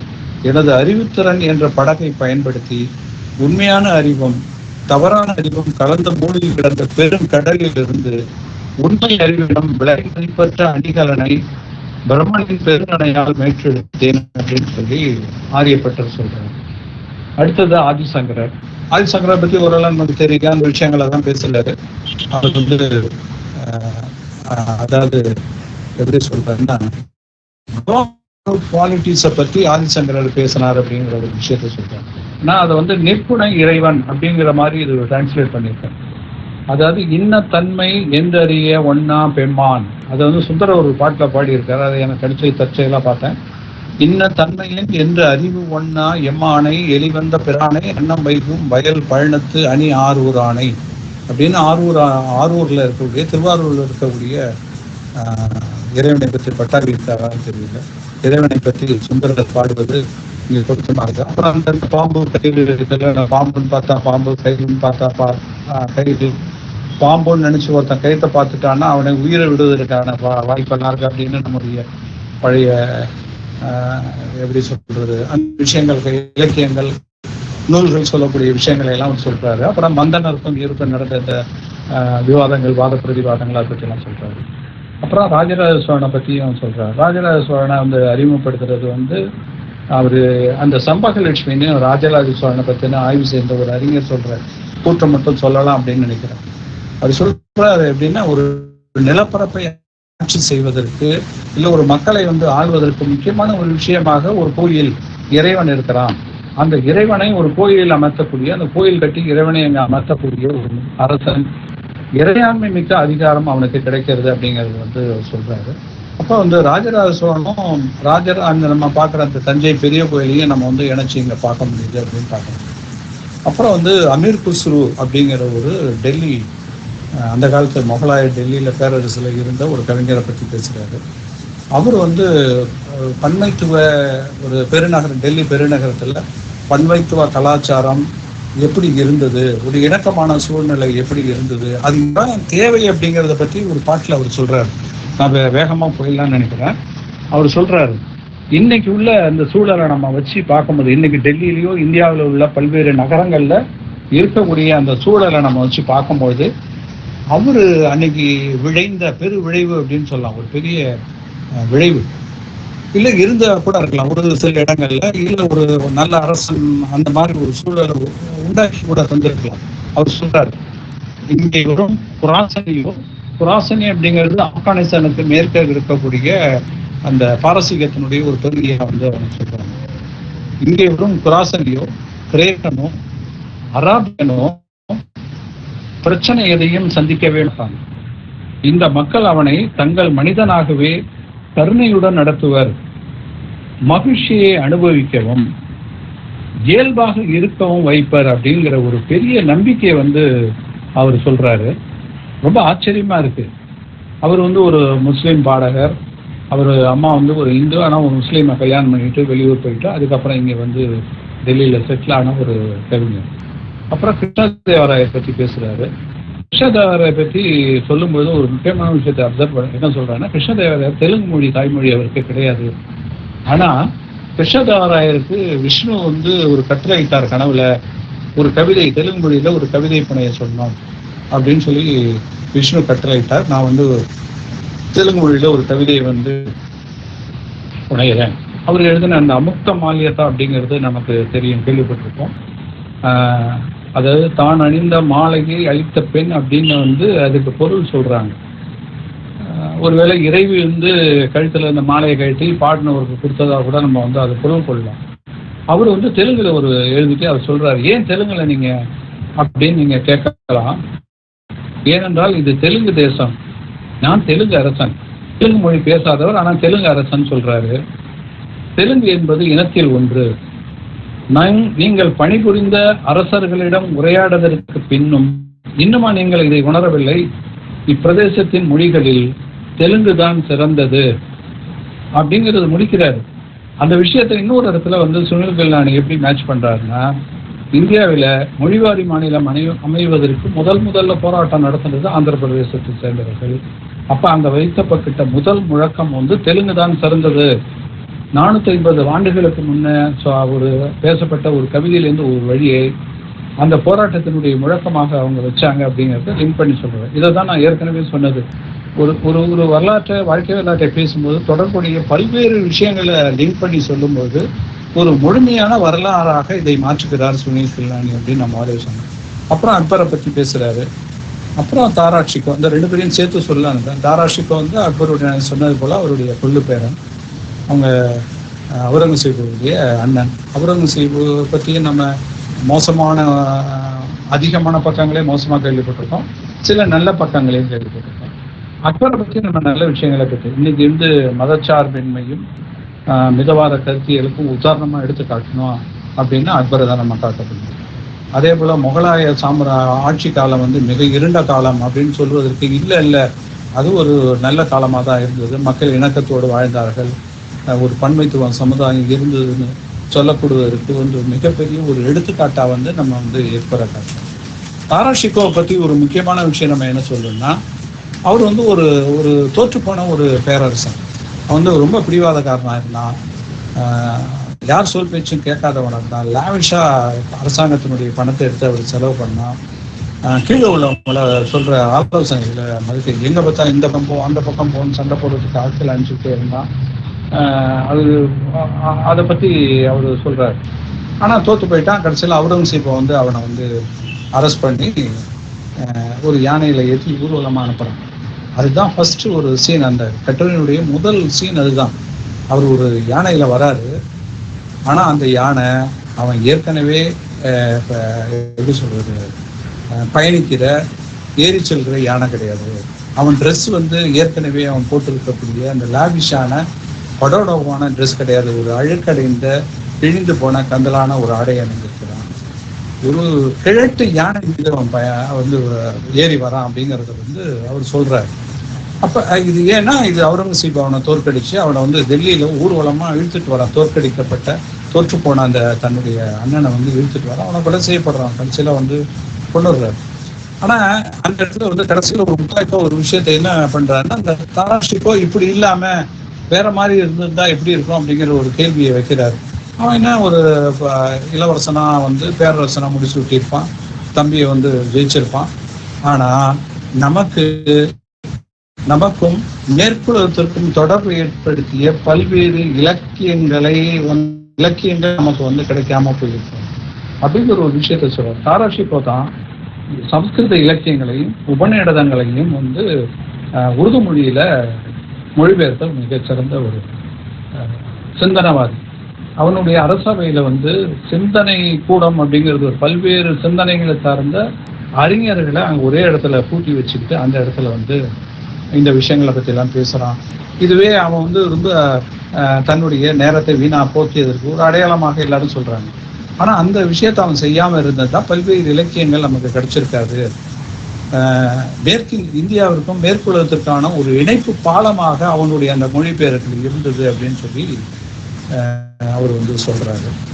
அப்புறம் வந்து நான் சொன்னாப்புல ஏற்கனவே சொன்னாப்புல அந்த நைன்சுக்குன்னு ஒரு ஓவியரை பற்றி அவர் சொல்கிறாரு. இன்னும் 10 நிமிஷம் தான் இருக்குது. நைன்சுக்குன்னு ஒரு ஓவியரை பற்றி சொல்கிறாரு. அந்த நைன்சுக்கு வந்து பகாரி அப்படிங்கிற ஒரு ஓவிய முறையினுடைய சிறந்த ஓவியர்னு சொல்கிறாரு. அப்படின்னு நம்ம கேள்விப்பட்டதே இல்லை. ஒரு மினியேச்சர் பெயிண்டிங் அப்படிங்கிறத கேள்விப்பட்டிருக்கோம். ஒரு மிகப்பெரிய ஒரு சின்ன ஒரு சிறிய அளவில் ஓவியம் தீட்டுற அந்த முறையை மினியேச்சர் பெயிண்டிங் அப்படின்னு சொல்லலாம். நம்ம எளிமையாக அப்படி புரிஞ்சுக்கலாம். இந்த முறை வந்து நேபாளத்திலையும் மேமலை பகுதிகளிலும் இருந்த முக்கியமான அங்கே இருந்த ஒரு ஓவிய பாணி அப்படின்னு சொல்றாரு. நைன்சுக் அப்படிங்கிறவர் அதில் வந்து முக்கியமாக தேர்ச்சி பெற்ற ஒரு சிறந்த ஓவியராக சொல்றாரு. அதுக்கு வந்து ஒரு உதாரணத்தை அவர் என்ன சொல்றாருன்னா, அது என்ன தலைப்பு கொடுக்குறாருன்னா, ஓனர் டிரான்ஸ்பிக்ஸ்டு பை பூஸ் அப்படின்னு சொல்றாரு. டிரான்ஸ்பிக்ஸ்டு அப்படின்னா அசையாம நிற்கிறது. அவர் வரைந்த அந்த ஓவியம், அந்த வாத்து ஓவியத்தை பார்த்து அசையாம ஆகா இவ்வளோ அற்புதமாக இருக்கு இந்த வாத்து அப்படின்னு சொல்லி தானே வந்து வியந்து அசையாமல் நின்ற ஒரு விஷயத்த அவர் வந்து சொல்றதா சொல்லி சொல்றாரு. அப்புறம் சிதம்பரம் பிள்ளையை நம்ம வந்து நான் வந்து சொல்லலாம்னு எழுதி வச்ச முடியல. சிதம்பரம் பிள்ளை தான் நமக்கு தெரியும். அப்புறம் வந்து ஸ்ரீனிவாச ராமானுஜத்தை பற்றி ஒரு விஷயம் சொல்றாரு. எப்படின்னா எல்போ ஆஃப் ஜீனியஸ் அப்படின்னு சொல்லி சொல்றாரு. ஃபெலோ ஆஃப் ராயல் சொசைட்டியில் அவர் மெம்பராக சேர்ந்துடுறாரு அப்படிங்கிறது நமக்கு தெரியும். அவருடைய பல்வேறு விஷயங்கள் வந்து இங்கிலாந்தில் உள்ள அறிவாளிகளுக்கு மிகப்பெரிய வியக்கக்கூடிய ஒரு விஷயமாக இருந்தது. இங்கேருந்து அவரை கூட்டின்னு போகிறாங்க. நோபல் பரிசு கிடைக்க வேண்டிய சமயத்தில் இவருடைய பல காரணங்களால் அந்த விஷயம் கிடைக்காம போயிடுது. அவர் ஏன் வந்து எல்போ ஜீனியஸ் அப்படின்னு சொல்கிறாருன்னா, அவர் தன்னுடைய புதிர்களையும் கணக்குகளையும் வந்து ஸ்லேட்டு பலகையில் தான் எழுதி பார்ப்பார். அந்த ஸ்லேட்டு பலகைகளை எழுதி பார்க்கும்பொழுது அதை அழிக்கணும் அப்படிங்கிறதுக்கு தன்னுடைய முழங்கையாலேயே இப்படி தடவி, நம்ம குழந்தைகளை நம்ம பண்ணுவோம் இல்லையா, அப்படி புறங்கையால் அழிப்போம், இல்லாட்டி கையால் வந்து நம்ம அழிப்போம் அப்படிங்கிறதுனால அப்படிதான் அவர் பழக்கப்பட்டு இருந்தார் அப்படிங்கிறதுனால எல்போ ஜீனியஸ் அப்படிங்கிற ஒரு பேரில் அதை வந்து சொல்கிறாரு. அப்புறம் வந்து ஒரு 3 பேரை பற்றி விரிவாக பேசணும்னு நினைச்சா, ஒன்று வந்து பசவண்ணர், இன்னொன்று வந்து கபீர், 3வது மீராபாய். இந்த 3 பேருக்கும் ஒற்றுமையை வந்து 5 நிமிஷம் தான் இருக்கு. 3 பேருக்கும் உள்ள ஒரு நாம சொல்லக்கூடிய விஷயம் வந்து 3 பேரும் தாழ்த்தப்பட்ட மக்களுடைய குரலாக இருந்தார்கள் அப்படிங்கிறது தான் இதுல முக்கியமான விஷயம். ஏன்னா ரொம்ப எளிமையா சீக்கிரம் சொல்லிடுறேன். தாழ்த்தப்பட்ட மக்களுடைய குரலாக இருந்தார்கள். ஒண்ணு, ஆட்சியாளர்களுக்கும் மரபுகளுக்கும் எதிராக அவங்க குரல் கொடுத்தாங்க அப்படிங்கிறது. அப்புறம் எளிய மனிதர்களுடைய அவர்களுடைய இருந்தார்கள், அவர்களை திரட்டினார்கள். அந்த எளிய மனிதர்களுக்கு புரியணும் அப்படிங்கிறதுனால வழக்கத்தில் இருந்த சமஸ்கிருத மொழியோ இல்ல இதுதான் இந்த மொழி தான் இருக்கணும் அப்படின்னு சொல்லப்படக்கூடிய அந்த மொழியை மீறி மக்களிடம் புழங்கிய அந்த மொழியை பயன்படுத்தி தங்களுடைய அந்த கருத்துக்களை சொன்னாங்க, பாடல்களை பாடினாங்க அப்படிங்கிறத சொல்லணும். இந்த 3 பேருமே வந்து கூட்டு பிரார்த்தனை அப்படின்னு சொல்லக்கூடிய அந்த விஷயத்துல வந்து ரொம்ப வலியுறுத்துறாங்க. அது வந்து காலப்போக்கில் அது வழக்கமாக மாறி இருக்கலாம். ஒரு பாடல்கள் பாடுவது, மக்கள் திரட்சி வந்த பிறகு, மக்கள் திரண்ட பிறகு அந்த இடத்துல அவரை பற்றின ஒரு கவிதையோ ஏதோ ஒரு விஷயத்தை பேசும்போது மக்கள் வந்து தங்களுடைய ஒருமித்த குரல்ல அந்த பாடல்களை அந்த கவிதைகளை பாடக்கூடிய ஒரு வழக்கமாக மாறி இருக்கலாம். அதனால அந்த அடிப்படையில் இந்த 3 பேரும் ஒரு இந்த கூட்டு பிரார்த்தனை, அந்த கூட்டு பிரார்த்தனை வந்து பொதுவாக நம்ம என்ன சொல்றோம், வலிமை சேர்க்கக்கூடிய விஷயமாக, மக்களுடைய எண்ணங்களுக்கும் அவங்களுக்கு வலிமையை ஊட்டக்கூடிய, மன உறுதியை ஊட்டக்கூடிய ஒரு விஷயமாக நம்ம வந்து பார்க்கலாம். அதனால அப்படிதான் நான் இந்த விஷயத்தை பார்க்குறேன். அதனால 3 பேரையும் இதுக்கு மேலே நான் சொல்லலாம். ஆனால் அந்த 3 பேரும் எழுதிய சில கவிதைகளை வந்து நான் மொழிபெயர்த்திருக்கேன். அந்த கவிதைகளை மட்டும் நான் படிச்சுட்டு இதை முடிச்சிடலாம்னு நினைக்கிறேன். பசவண்ணர் எழுதின ஒரு கவிதை வந்து இந்த பக்திங்கிற ஒரு விஷயத்த வந்து அவர் ஒரு சர்க்காஸ்டிக்கா பேசுறாரு. சமய வழிபாட்டிலும் சமூகத்திலும் சீர்திருத்தத்தையும் மாற்றத்தையும் கோரினவர்களை அந்த வீர சைவம் அப்படிங்கிற ஒரு விஷயத்த லிங்காயத்துகள்னு சொல்றாங்க. அந்த விஷயம் அவங்க வந்து அந்த வீர சைவ மரபு அப்படிங்கிற புதிய மரபு உண்டாக்குறாங்க. அவரு பக்தி அப்படிங்கிறது சொல்றாரு. பக்தி என்று அழைக்கப்படும் இதை நீங்கள் ஏற்றுக்கொள்ளாதீர்கள். மரம் ரம்பம் போன்றது, அது முன் செல்லும் போதும் அறுக்கும், பின் வரும் போதும் அறுக்கும் அப்படின்னு சொல்லி சொல்றாரு. அப்ப அது வந்து எப்படி இருந்தாலும் அது மோசமான விஷயம்தான் அப்படிங்கிறத சொல்றாரு. ஒரு பல ஆசைகள் இருந்தது. அவர் வந்து முக்கியமான ஒரு விஷயத்த கலப்பு மனத்தை ஆதரிச்சார் அப்படிங்கிற ஒரு விஷயம், சமய சீர்திருத்தம் பல்வேறு விஷயங்களை சொன்னாரு. கலப்பு திருமணம் அப்படிங்கும்போது ஒரு இடத்துல வந்து ஒரு தாழ்த்தப்பட்ட ஒரு சிறுவனுக்கும் பிராமண சிறுமிக்கும் கல்யாணம் பண்ணி வைக்கிறாரு. அந்த கல்யாணம் மிகப்பெரிய ஒரு குழப்பமாக ஒரு பெரிய விஷயமா வெடிக்குது. வெடிச்சோடனே அரசன் வந்து கோவப்படுறான். மேல் ஜாதி இந்து மக்கள் வந்து ரொம்ப கோவப்படுறாங்க. அதில் வந்து இவருடைய தொண்டர்கள், இவரை பின்பற்றுவர்கள் வந்து ரொம்ப புரட்சி கும்பிடாம மாதிரி வந்து அரசனை கொண்டுடுறாங்க. அப்புறம் இந்த அமைப்பு ரொம்ப சிதறி ஓடிடுது. இவரும் வந்து கொஞ்சம் நல்லா இறந்து போயிடுறாரு. அதை வந்து குறிப்பாக ஒரு விஷயத்த வந்து அப்சர்வ் பண்ணி, இதை வந்து கிருஷ்ணனோட ஒரு நாடகமாக பலிபீடம் அப்படிங்கிற ஒரு நாடகமாக எழுதியிருக்காரு. இந்த நாடகத்தினுடைய கருத்து தான் அதில் பார்க்க வேண்டிய ஒரு விஷயத்த நம்ம காலகாலமாக தெரிஞ்ச ஒரு விஷயம் தான். ஒரு பிராமணன் வந்து எந்த ஜாதி பொண்ணையும் கல்யாணம் பண்ணிக்க முடியும். ஆனால் வேற ஜாதி ஒருத்தன் பிராமண பெண்ணை கல்யாணம் பண்ணிக்க கூடாதுங்கிறது தான் பிரச்சனை. அது இன்னைக்கு நீடித்து இருக்கு அப்படிங்கிற ஒரு விஷயம் சொல்றாரு. அதே போல தன்னுடைய உடம்பையே வந்து கோயிலா மாற்றணும் அப்படிங்கிற ஒரு விஷயமா அவர் சொல்றாரு. நான் ஏழை, என்னால் ஒரு கோயில் கட்ட முடியல, கூடல் சங்கம இறைவா என் கால்களில் துண்டு உடலே கோயில் தலையே தங்க போகிற ஒரு விஷயத்த வந்து அவர் சொல்றாரு. அடுத்தது கபீரை பத்தி பேசும்போது கபீர் எல்லாரையும் வந்து ஏய் யூ அப்படின்னு சொல்ற ஒரு கேப்ஷனோட அவர் இந்த கட்டுரை ஆரம்பிக்கிறார். ஏய் உன்னைத்தானே அப்படின்னு நம்ம கூப்பிட்டு ஒருத்தனை பத்தி பேசுறோம்ல, அதே போல அந்த விஷயத்துல ஆரம்பிக்கிறாரு. மெர்கோத்ரா அப்படிங்கிற ஒரு ஆய்வாளர் அதை பத்தி சொல்லும் போது அவர் எல்லாரையும் வந்து கூப்பிட்டு அவர் சொல்றாருங்க. அவர் சொல்லும் போது நமக்கே ஆச்சரியமா இருக்கும் அப்படிங்கிற ஒரு சொல்றாரு. ஏய் துறவியே, உன்னை சேர்ப்பவனே, முட்டாளே, சகோதரனே, தாயே, பாதிரியாரே, முல்லாவே அப்படின்னு நம்ம வந்து பேசுறோம். நம்ம வந்து நல்லா படிச்சுட்டு இருக்கோம், நம்ம எல்லாம் புத்திசாலியா வேற யாரும் சொல்றோம் அப்படின்னு நினைச்சிட்டு இருப்போம். ஆனா அவர் நம்மளை தான் சொல்றாரு அப்படிங்கிறது வந்து அதுக்கப்புறம் தான் நம்ம புரியும் அப்படிங்கிற ஒரு விஷயத்த அவர் சொல்றாரு. அவரை பத்தின பல்வேறு ஊடகங்கள் கதைகள்லாம் இருக்கு. அவர் கடைசியில் ஒரு நெசவாள குடும்பத்தில் பிறந்து நெசவாளியாவே இறந்து போகிறாரு.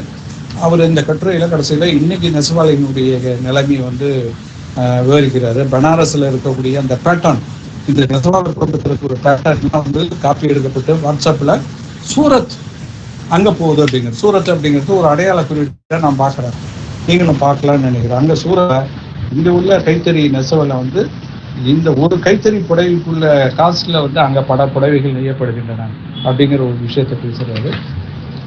இங்க வந்து எப்படி வந்து ஒரு ஒரு ஒரு மேல்தட்டு மனிதர்களை ஒரு மரபை வந்து எப்படி கிண்டல் பண்றாங்கிறதுக்கு ஒரு கவிதை பாருங்க.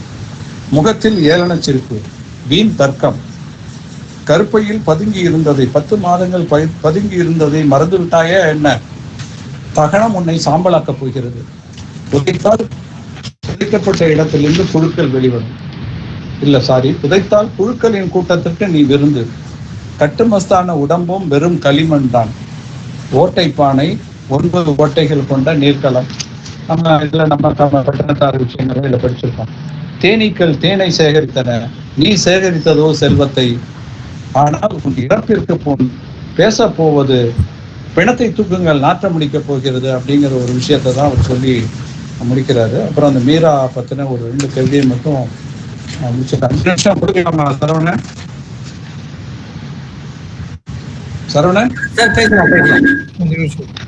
ஒரு 5 நிமிஷத்துல முடிச்சிடலாம். அதே போல மீராபாய் வந்து நம்ம படிச்சிருக்கோம். நான் கூட என்னுடைய இந்த கலவி தொலை புத்தகத்துல நான் வந்து சொல்றது மீராபாயினுடைய கதை தான் அது அப்படின்னு சொல்லுவோம். ஒரு நல்ல வசதியான ஒரு ராஜ குடும்பத்துல, ஒரு அரச சிறிய குறு நீல மன்னனுடைய குடும்பத்துல பிறந்தவர் ஒரு அரச குடும்பத்துக்கு வாழ்க்கைப்படுகிறார். ஆனா அவர் சின்ன வயசுல இருந்து ஒரு கிருஷ்ண பொம்மை அவனுக்கு கிடைச்சோன்னா அந்த கிருஷ்ணனை மோகித்து கிருஷ்ண பிரமையில அந்த அம்மா இருக்கிறாங்க.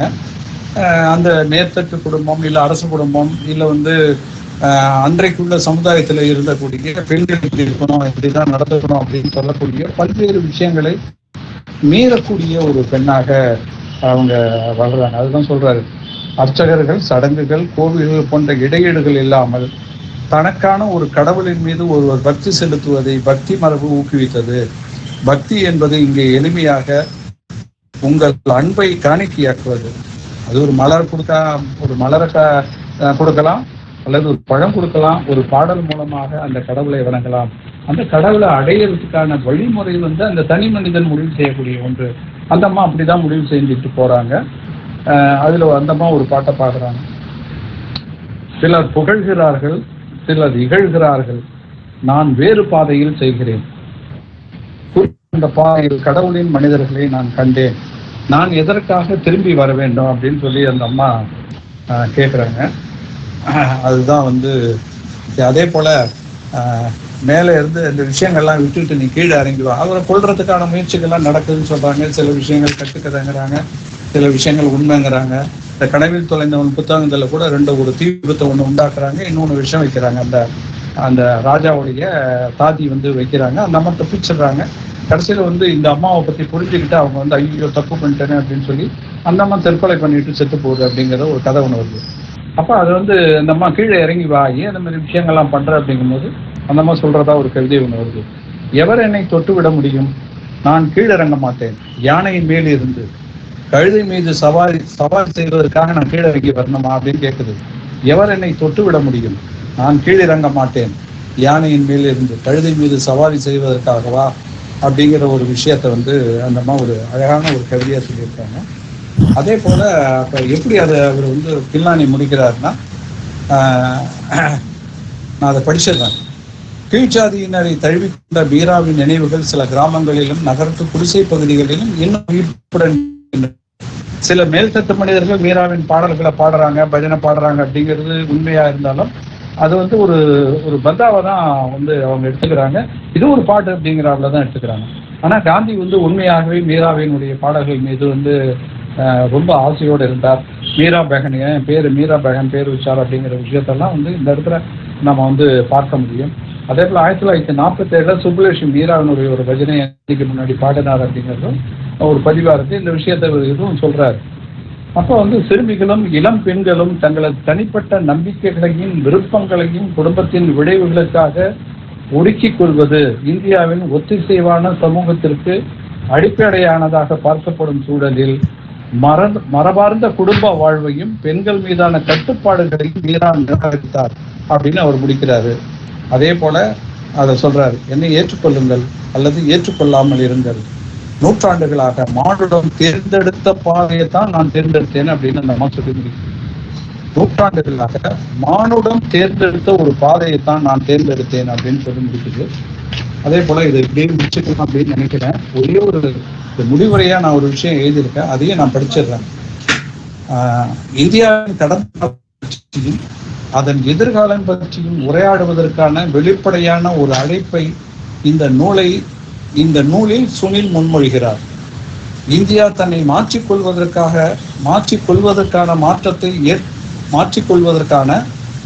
ஒரு மாற்றத்தை ஏற்பதற்கான திறனை இயல்பிலேயே கொண்டது. இந்தியா தன்னை பற்றிய கோட்பாடுகளை பரந்த உலகின் கோட்பாடுகளையும் எதிர்த்து நிற்கும் திறன் கொண்டது என்பது வெறுமனே ஒரு வரலாற்று பதிவு என்பது கிடையாது. அதனிடம் அந்த திறன் இன்னும் இருக்கிறது. அது மட்டுமல்ல, எப்போதையும் காட்டிலும் மிக திறம்பட அந்த திறனை பயன்படுத்தக்கூடிய ஆற்றல் அதனிடம் இருக்கிறது. அவசியமான ஒரு நேரமும் கூட. உலகின் மிகப்பெரிய 4 மதங்களான இந்து, பௌத்தம், கிறிஸ்துவம் மற்றும் இஸ்லாம், இந்த 4 மதங்களும் வெவ்வேறு காலங்களில் இந்தியாவின் பெரும் நிலப்பரப்பை ஆட்சி செய்திருக்கின்றன. சமயங்களுக்கு இடையிலான மோதல்கள் நடந்துள்ளன. தத்துவங்கள், வாழ்க்கை நெறிமுறைகள் குறித்த ஆய்வுகள் நடந்துள்ளன. ஆயிரக்கணக்கான ஆண்டுகளாக தொடர்ந்து நடைபெற்று வரும் தீவிரமான வாதங்களின் ஒரு பகுதியாக இந்த ஆளுமைகள், இதன் மேலே குறிப்பிட்ட அந்த 50 ஆளுமைகளும் இருந்தனர். எந்த வகையான வாழ்க்கை நமக்கு தகுதியானது, எந்த வகையான சமூகம் நமக்கு தகுதியானது, எந்த படிநிலை அமைப்பு தார்மீக ரீதியான சட்டப்பூர்வமானது, அரசியலிலும் சட்டம் சார்ந்த விஷயங்களிலும் சமயத்தின் பங்கு என்ன, எப்படி இருக்க வேண்டும், இந்தியா எப்படி இயங்க வேண்டும், இருக்க வேண்டும் என்பது பற்றிய வாதங்களையும் பிரதிவாதங்களையும் நிறைந்ததாக இந்த 50 பேருடைய வாழ்க்கையும் இருந்தது அப்படின்னு சொல்லி சுனில் முடிக்கிறார்கள். நன்றி, வணக்கம்.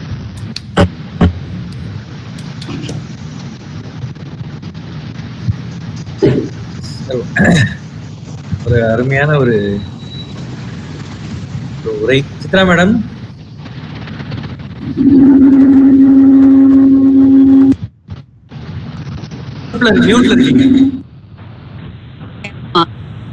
இவ்வளவு அருமையா பேசுறவர் ஏன் தயங்கினார் இவ்வளவு நாளான்னு எனக்கு புரியவே இல்லை. அடிக்கடி வாங்க அக்கல் ரவி சார், மொழிபெயர்ப்பு மட்டும் பண்ணா போறாது, பேசி எங்களெல்லாம் இப்படி மகிழ்விக்கணும். அப்புறம் இன்கார்னேஷன் ஏன் தலைப்பு? ஏன்னா ஒரு அவதாரம் அப்படிங்கிற ஒரு பொருள் வருது இல்லையா? அதுக்கு நீங்க பதில் சொல்லுங்க. நான் மியூட்ல இருக்கேன். தேங்க்யூ. இல்ல, நார்மலா இப்ப ஒரு இறைவனுடைய அவதாரம் அப்படிங்கிறது ஒரு முக்கியமான விஷயமா நம்ம இந்து மதத்துல பாக்குறோம் இல்லையா? இல்ல இந்திய தத்துவ மரபுல நம்ம பாக்குறோம் இல்லையா? அவதாரம் என்பது அவதரிச்சு வந்திருக்கான் அப்படின்னு சொல்றோம் இல்லையா? அதே போல ஒரு இன்கார்னேஷன் அப்படிங்கிறது இந்த ஆளுமைகள் இந்திய வரலாற்றினுடைய இல்ல இந்திய மேம்பாட்டிற்கான முக்கியமான நபர்களாக பார்க்கப்படுகிறார் அப்படிங்கிற மாதிரி ஒரு இன்கார்னேஷன் ஒரு சொல்ல அவர் கொடுத்துருக்கலாம்.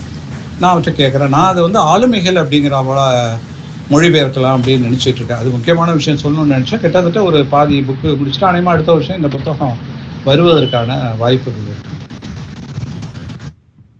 Thank you sir. எனக்கு என்னமோ இவர்களை போன்றவர்கள் தான் அவதாரங்கள், கடவுளர்கள் அப்படிங்கிற மீனிங்ல சொல்ல வந்திருக்காரோ என்னமோ அப்படின்னு பட்டுச்சு எனக்கு. ஏன்னா எல்லா தரப்புல இருந்து எல்லாரும் பத்தி சொல்லியிருக்காரு. மற்றவங்க பட்டாபி சார் நீங்க இருக்கீங்க, திருவாரூர் இருக்காரு, பதில் சொல்லுங்க சார், ஏதாவது சொல்லுங்க. அக்குலூர் ரவி சார் திருவாரூர்ல இருந்து பதில் சொல்லணுமா? மெட்ராஸ்ல சொல்றேன். கேக்குதா? ஓகே. ரவிக்கு ஒரு 25 ஆண்டு கால மொழிபெயர்ப்பு பயிற்சி இருக்கு. அதாவது மனம் விலகாமல் ஒன்றுபட்டு போக்கஸ்டா இருந்தாதான் மொழிபெயர்க்க முடியும். அந்த கலையை அவர் இன்னைக்கு பேச்சு திறன்ல காட்டியிருக்காரு. அவரால் பாயிண்டடா சொல்ல முடியும், போக்கஸ்டா சொல்ல முடியும் அப்படிங்கிறத காட்டியிருக்காரு. அவர் நிறைய காட்ட முடியும், அவரால் தொடர்ந்து காட்டுவார் நினைக்கிறேன். வாழ்த்துக்கள் ரவி. அல்ல, இன்கார்னேஷன் டிபேட்டபிளா இருக்கலாம். இந்த இன்கார்னேஷன் பேர் அந்த தலைப்பு டிபேட்டபிள் பாயிண்ட் தான். சித்ரா கரெக்டா தான் சொன்னாங்க, டிபேட்டபிள் தான் அது. அது நம்பிக்கையை பொறுத்தா அல்லது பகுத்தறிவு சார்ந்ததாங்கிற கேள்வி இருக்கும். ரீசன் அண்ட் ஃபைட் இந்த சண்டை அதுல இருக்கும். அந்த தலைப்புல ரீசனா ஃபைட்டாங்க சண்டை இருக்கும். பார்த்துக்கலாம், பார்ப்போம். நன்றி சார். வேற யாருக்காவது கருத்து, கேள்வி? சந்துரு சார், உங்களுக்கு ஏதாவது கேள்வி, கருத்து? இதுல வந்து அவர் நிறைய வந்து பிரமுகர்களை இல்ல ஆளுமைகளை சொல்லலாம். அவர் வருஷப்படுத்தி சொல்லிட்டாரு. இந்த பக்கம் சரண் சிங்கை பத்தி சொல்லியிருந்தாரு. அது என்ன காரணமா கொஞ்சம் நேர காந்தி விட்டாருன்னு நினைக்கிறேன். கடைசியா சொன்ன பசவண்ணா, அதுக்கப்புறம் கபீர் எல்லாம் உண்மையிலேயே இப்போ நிச்சயமாக எல்லா பொது சமுதாயத்துக்கும் போய் சேரணும். அதுக்கு நீங்க மொழிபெயர்க்கும் போது கொஞ்சம் போக்கஸ்டா பண்ணணுங்கிறது என்னுடைய தாழ்மையான வேண்டும். ரொம்ப செறிவான உரை. இப்போ அக்லூர் ரவிட்ட கேட்கறதுக்கு கேள்வி இல்லை. ஒருவேளை இந்த வீடியோ திருப்பி கேட்டு அவருடைய புத்தகம் படித்து வேணா கேள்வி எழலாம். ஏன்னா இப்போ ஒரு மாதிரி மெஸ்மரைஸ்டா இருந்துட்டோம். இப்ப கேள்வி எதுவும் எழறதுக்கு சான்ஸ் இல்லை. அவதாரமா இல்ல ஆளுமைகளாங்கிறதுலாம் பின்னால்தான் பார்க்கணும்.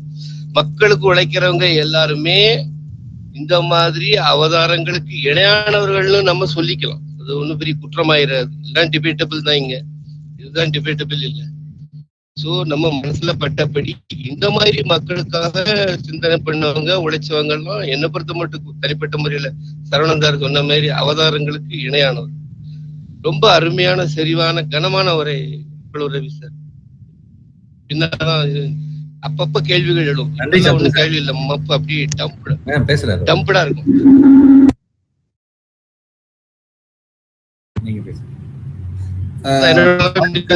தோழர் அக்குலர் ரவி, உங்களோட கன்னி பேச்சா என்னன்னு தெரியல, ஆனா கன்னி பேச்சு மாதிரி இல்ல. தொடர்ந்து பேசுங்க. நல்ல உரை, நல்ல நூல். நன்றி.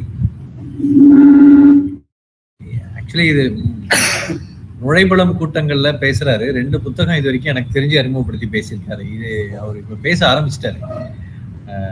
இனி அவரை நிறுத்த முடியாதுன்னு நினைக்கிறேன். மகிழ்ச்சி, மகிழ்ச்சி. நமக்கு எல்லாம் விருந்துதான்.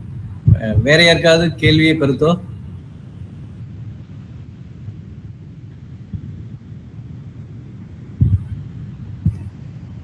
கணேசன் சார் இருக்காரா?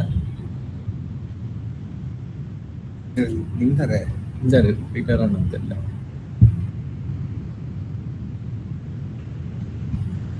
யாருக்காவது கருத்து கேட்டேன். சார் ரவி சார், நீங்க ஏதாவது சொல்லணும்னா சொல்லலாம். பாஸ்கர் ஆல் தி பெஸ்ட் போட்டிருந்தாரு. தேங்க்யூ. எனக்கு ஏடிபின்னா முதல்ல ஒண்ணுமே புரியல, என்னடா ஏடிபி அப்படின்னு சொல்றாரு அப்படின்னு. அப்புறம் தான் ஆல் தி பெஸ்ட் அப்படின்னு புரிஞ்சுது. ஓகே, இது வந்து ஒரு 2-3 மாசத்துக்கு முன்னாடியே 2 தலைவர்களை பத்தி பேசலாம் அப்படின்னு சொல்லி சரவணன் கேட்டிருந்தேன். ஒண்ணு வந்து குஞ்சன் நாடார்னு எல்லை போராளி,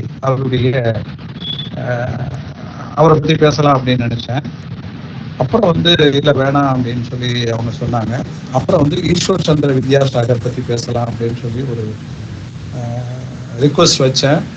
அவர் முதல்ல கொஞ்சம் யோசனை பண்ணிட்டு நான் சொல்றேன்னாரு. அப்புறம் சொன்னார், அதுக்குள்ள வந்து நான் ஒரு பதிவு ஒன்று வேணாம் அப்படின்னா நம்ம வந்து இன்கார்னேஷன் பேசலாம் அப்படின்னு சொல்லி அவர்கிட்ட நான் கேட்டிருந்தேன். இந்த குஞ்ச நாடாரையும் ஈஸ்வர் சந்திர வித்யாசாகரையும் நான் நுழைவுலத்தில் பேசியிருக்கேன். ரொம்ப முக்கியம், குஞ்ச நாடாரனுடைய வாழ்க்கை வரலாறு முக்கியமான ஒரு விஷயம். அதனால நான் யோசனை பண்ணிக்கிட்டே இருந்தேன். இன்கார்னேஷன் வந்து ஒரு தவறாக நினைச்சுக்காதீங்க. இந்த காந்தி கல்வி நிலையத்தில் பேசக்கூடிய அளவுக்கு அவங்க எதிர்பார்க்குற விஷயமா அந்த புத்தகத்தில் இருக்குமா அப்படிங்கிறது எனக்கு கொஞ்சம் சந்தேகமாக தான் இருந்தது. ஏன்னா காந்தியை வந்து எல்லாருக்கும் தெரிந்த ஒரு நபர் அப்படிங்கிறதுனால நான் அவரை விட்டுணும் அப்படின்னு தான் நினைச்சேன். காந்தி சில முக்கியமான ஆளுமைகளை, ஏன்னா 50 பேரையும் பேச முடியாது. ஒரு 10 பேரை வந்து விரிவாக பேசிக்கலாம், அதுவே நேரம் பத்தாது. அதனால தான் ஒரு 15 ஜிஸ்டா பேசணும், ஒரு 3 பேரை விரிவாக பேசணும்னு நினைச்சேன். எனக்கு அந்த முன்னுரையே பிரியாம்பிலே ரொம்ப அதிகமாக நேரம் எடுத்துக்கிட்டேன். ஏன்னா அதுதான் முக்கியம் அப்படின்னு நினைச்சேன். இந்த ஆளுமைகளை பற்றி ஓரளவு நமக்கு படிச்சிருக்கலாம், தெரிஞ்சுக்கலாம். ஆனால் இதனுடைய பேக்ரவுண்டு, அந்த புத்தகத்தினுடைய பேக்ரவுண்டு, ஏன் இந்த மாதிரி ஒரு புத்தகத்தை இன்னைக்கு எழுதியிருக்காரு அப்படிங்கிறத சொல்லணும் அப்படிங்கிறது, அது கொஞ்சம் நான் நேரம் எடுத்துக்கிட்டேன்னு நினைக்கிறேன். அதை கொஞ்சம் குறைச்சிருந்தா இந்த 3 பேரை பற்றி இன்னும் கொஞ்சம் விரிவாக பேசிக்கலாம். ரொம்ப மகிழ்ச்சி. Thank you very much. சந்துரு மெஸ்மரைஸ்டா ஆகி உட்கார்ந்துருந்தாங்கன்னாரு. அந்த அளவுக்கு நல்ல உரையா என்னன்னு தெரியல. பட் வந்து தேங்க்யூ வெரி மச். எல்லாருக்கும் ரொம்ப நன்றி. நன்றி சார். இந்த நூலை நீங்க பேச எனக்கு என்ன பண்ணுச்சுன்னா, முதல்ல நீங்க சொன்ன மாதிரி நூலை பற்றின உங்க அந்த முதல் அறிமுக ஒரு முன்னுரை மாதிரி முதல்ல ஒரு 15 நிமிஷம் பேசிட்டு இருந்தீங்க. பட் அதுல எங்கேயுமே சுவாரஸ்யம் குறையில, ரொம்ப நல்லா இருந்தது. நூலை பத்தின ஒரு, நான் நெகட்டிவ் சென்ஸ்ல சொல்ல, ஒரு நல்ல பில்டப் அது. நூலை ஏன் படிக்கணுங்கிறதுக்கான அதனுடைய அர்த்தத்தை ரொம்ப அழகா சொல்லியிருந்தீங்க. அது ரொம்ப சுவாரஸ்யமா இருந்தது. நான் இங்க கூட சொல்லிட்டு இருந்தேன் பக்கத்துல சார்கிட்ட. ரொம்ப அருமையான ஒரு முன்னுரை அந்த நூலுக்கு. நீங்க மொழிபெயர்த்துட்டு இருக்கிறதுனால சில நேரங்கள்ல பேசும்போது கூட அந்த வார்த்தைகளை ரொம்ப அழகா உணர்ந்து ரொம்ப கவனமா பயன்படுத்துறீங்க. அதெல்லாம் நான் கவனிச்சேன். பட்டாபிராம் சார் சொன்ன மாதிரி நீங்க மொழியின் மேல இப்ப ரொம்ப நுட்பமா நகர ஆரம்பிச்சிட்டீங்கன்னு நினைக்கிறேன். மொழியும் உங்களுக்கு ரொம்ப கவனமா இருக்குது. உங்க பேச்சுல ரொம்ப அழகா இருந்தது. இந்த சுனில் ஐடியா ஆஃப் இந்தியா நூலுடைய ஒரு இன்னொரு பாகம் மாதிரி நீங்க பேச எனக்கு மனசுக்குள்ள பட்டுச்சு. எப்படி இந்த தலைவர்களுடைய, இந்த ஆளுமைகளுடைய வரலாறு தான் இந்தியாவின் வரலாறு. நீங்க சொன்ன மாதிரி ஒவ்வொரு நூற்றாண்டுலயும் இல்ல ஒரே நூற்றாண்டுகள்ல ஒரு சில ஆளுமைகள் ஒன்னா கூட வாழ்ந்திருப்பாங்க இந்த தேசத்துல. ஆனா அந்தந்த நூற்றாண்டு இந்த ஆளுமைகள் தான் இந்தியாவின் சார்பாக தூக்கி நிறுத்தி இருக்கிறார்கள். அது பல துறையினர், பெரியார் போன்ற நாஸ்திகத்துல இருந்து ஆரம்பிச்சு அங்க மீரா, கபீர், இந்த மாதிரி பக்தர்கள், அப்புறம் ஆரியபட்டா போன்ற பெரிய விஞ்ஞான அறிஞர்கள், புத்தர் வரைக்கும் ரொம்ப தேசம் செஞ்ச புண்ணியம் இப்படியான ஆளுமைகள் நமக்கு கிடைச்சது. இனி நமக்கு இந்த தேசத்தினுடைய பலமும் வேறுமாக அவர்கள் என்னைக்குமே இருக்கிறாங்க, வழிகாட்டியா இருக்கிறாங்க. இன்னைக்கு நீங்க இந்த நூலை இன்னொரு விதமான ஐடியா ஆஃப் இந்தியாவை மீண்டும் எங்களுக்கு அறிமுகப்படுத்தி, பீட்டர் இன்னைக்கு வந்துட்டு போயிட்டாரு, இல்லைன்னா அவர் கூட கருத்து கேட்டிருப்பேன். உங்களோட ஐடியா ஆஃப் இந்தியா நூலை வந்து அவர் அறிமுகப்படுத்தி பேசியிருந்தார் உங்களுடைய மொழிபெயர்ப்பு நூலை. இன்னொரு ஐடியா ஆஃப் இந்தியா நூல் தான் நான் இதை பார்க்கிறேன். நிகழ்ச்சியில் பங்கேற்ற அனைவருக்கும் காந்திக்கல் நிலையத்தின் சார்பாக நன்றி தெரிவிச்சுக்கிறேன். ரவி சாருக்கு ஒரு ஸ்பெஷல் தேங்க்ஸ். அடுத்ததா வர சனிக்கிழமை 11ஆம் தேதி ஈவினிங் 5 மணிக்கு திருவொற்றியூர்ல ஒரு கிளை நூலகம் இருக்கு. ரொம்ப அருமையான ஒரு நூலகம். அங்க பல வேலைகளை அந்த நூலகம் செய்யுது. ஒரு மிகப்பெரிய கல்வி பண்பாட்டு புரட்சியே ரொம்ப சைலண்டா அந்த நூலகம் பண்ணுதுன்னே சொல்லலாம். பல இளைஞர்களை, மாணவர்களை, மாணவிகளை அது ரொம்ப அருமையா முன்னேற்றிக்கிட்டு வருது. பல விதங்கள்ல உதவி புரியுது. அந்த நூலகத்துல மாசம் 2வது சனிக்கிழமை நிகழ்ச்சி நடக்கும். இந்த மாசம் இது காந்தி பிறந்த மாதம்ங்கிறதுனால நம்ம அண்ணாமலை சாரா பேச கூப்பிட்டுருக்காங்க. அண்ணாமலை சார் அன்னைக்கு பேசுறாரு. நான் நிகழ்ச்சியின் விவரங்களை நான் பிறகு ஷேர் பண்றேன் குரூப்ல. இயன்றவங்க அங்க திருவொற்றியூருக்கு வந்து நேரடியா பங்கேற்கலாம். அது ஆன்லைன்ல எல்லாம் பார்க்க முடியாது, யூடியூப்லயும் அதுக்கப்புறம் பின்னாடி அந்த காணொலி கிடைக்காது. நேர்ல வரவங்க பார்க்கலாம். ரொம்ப நன்றி. நிகழ்ச்சி இத்துடன் நிறைவு பெற்றது. ரவி சாருக்கு மீண்டும் நன்றிகள்.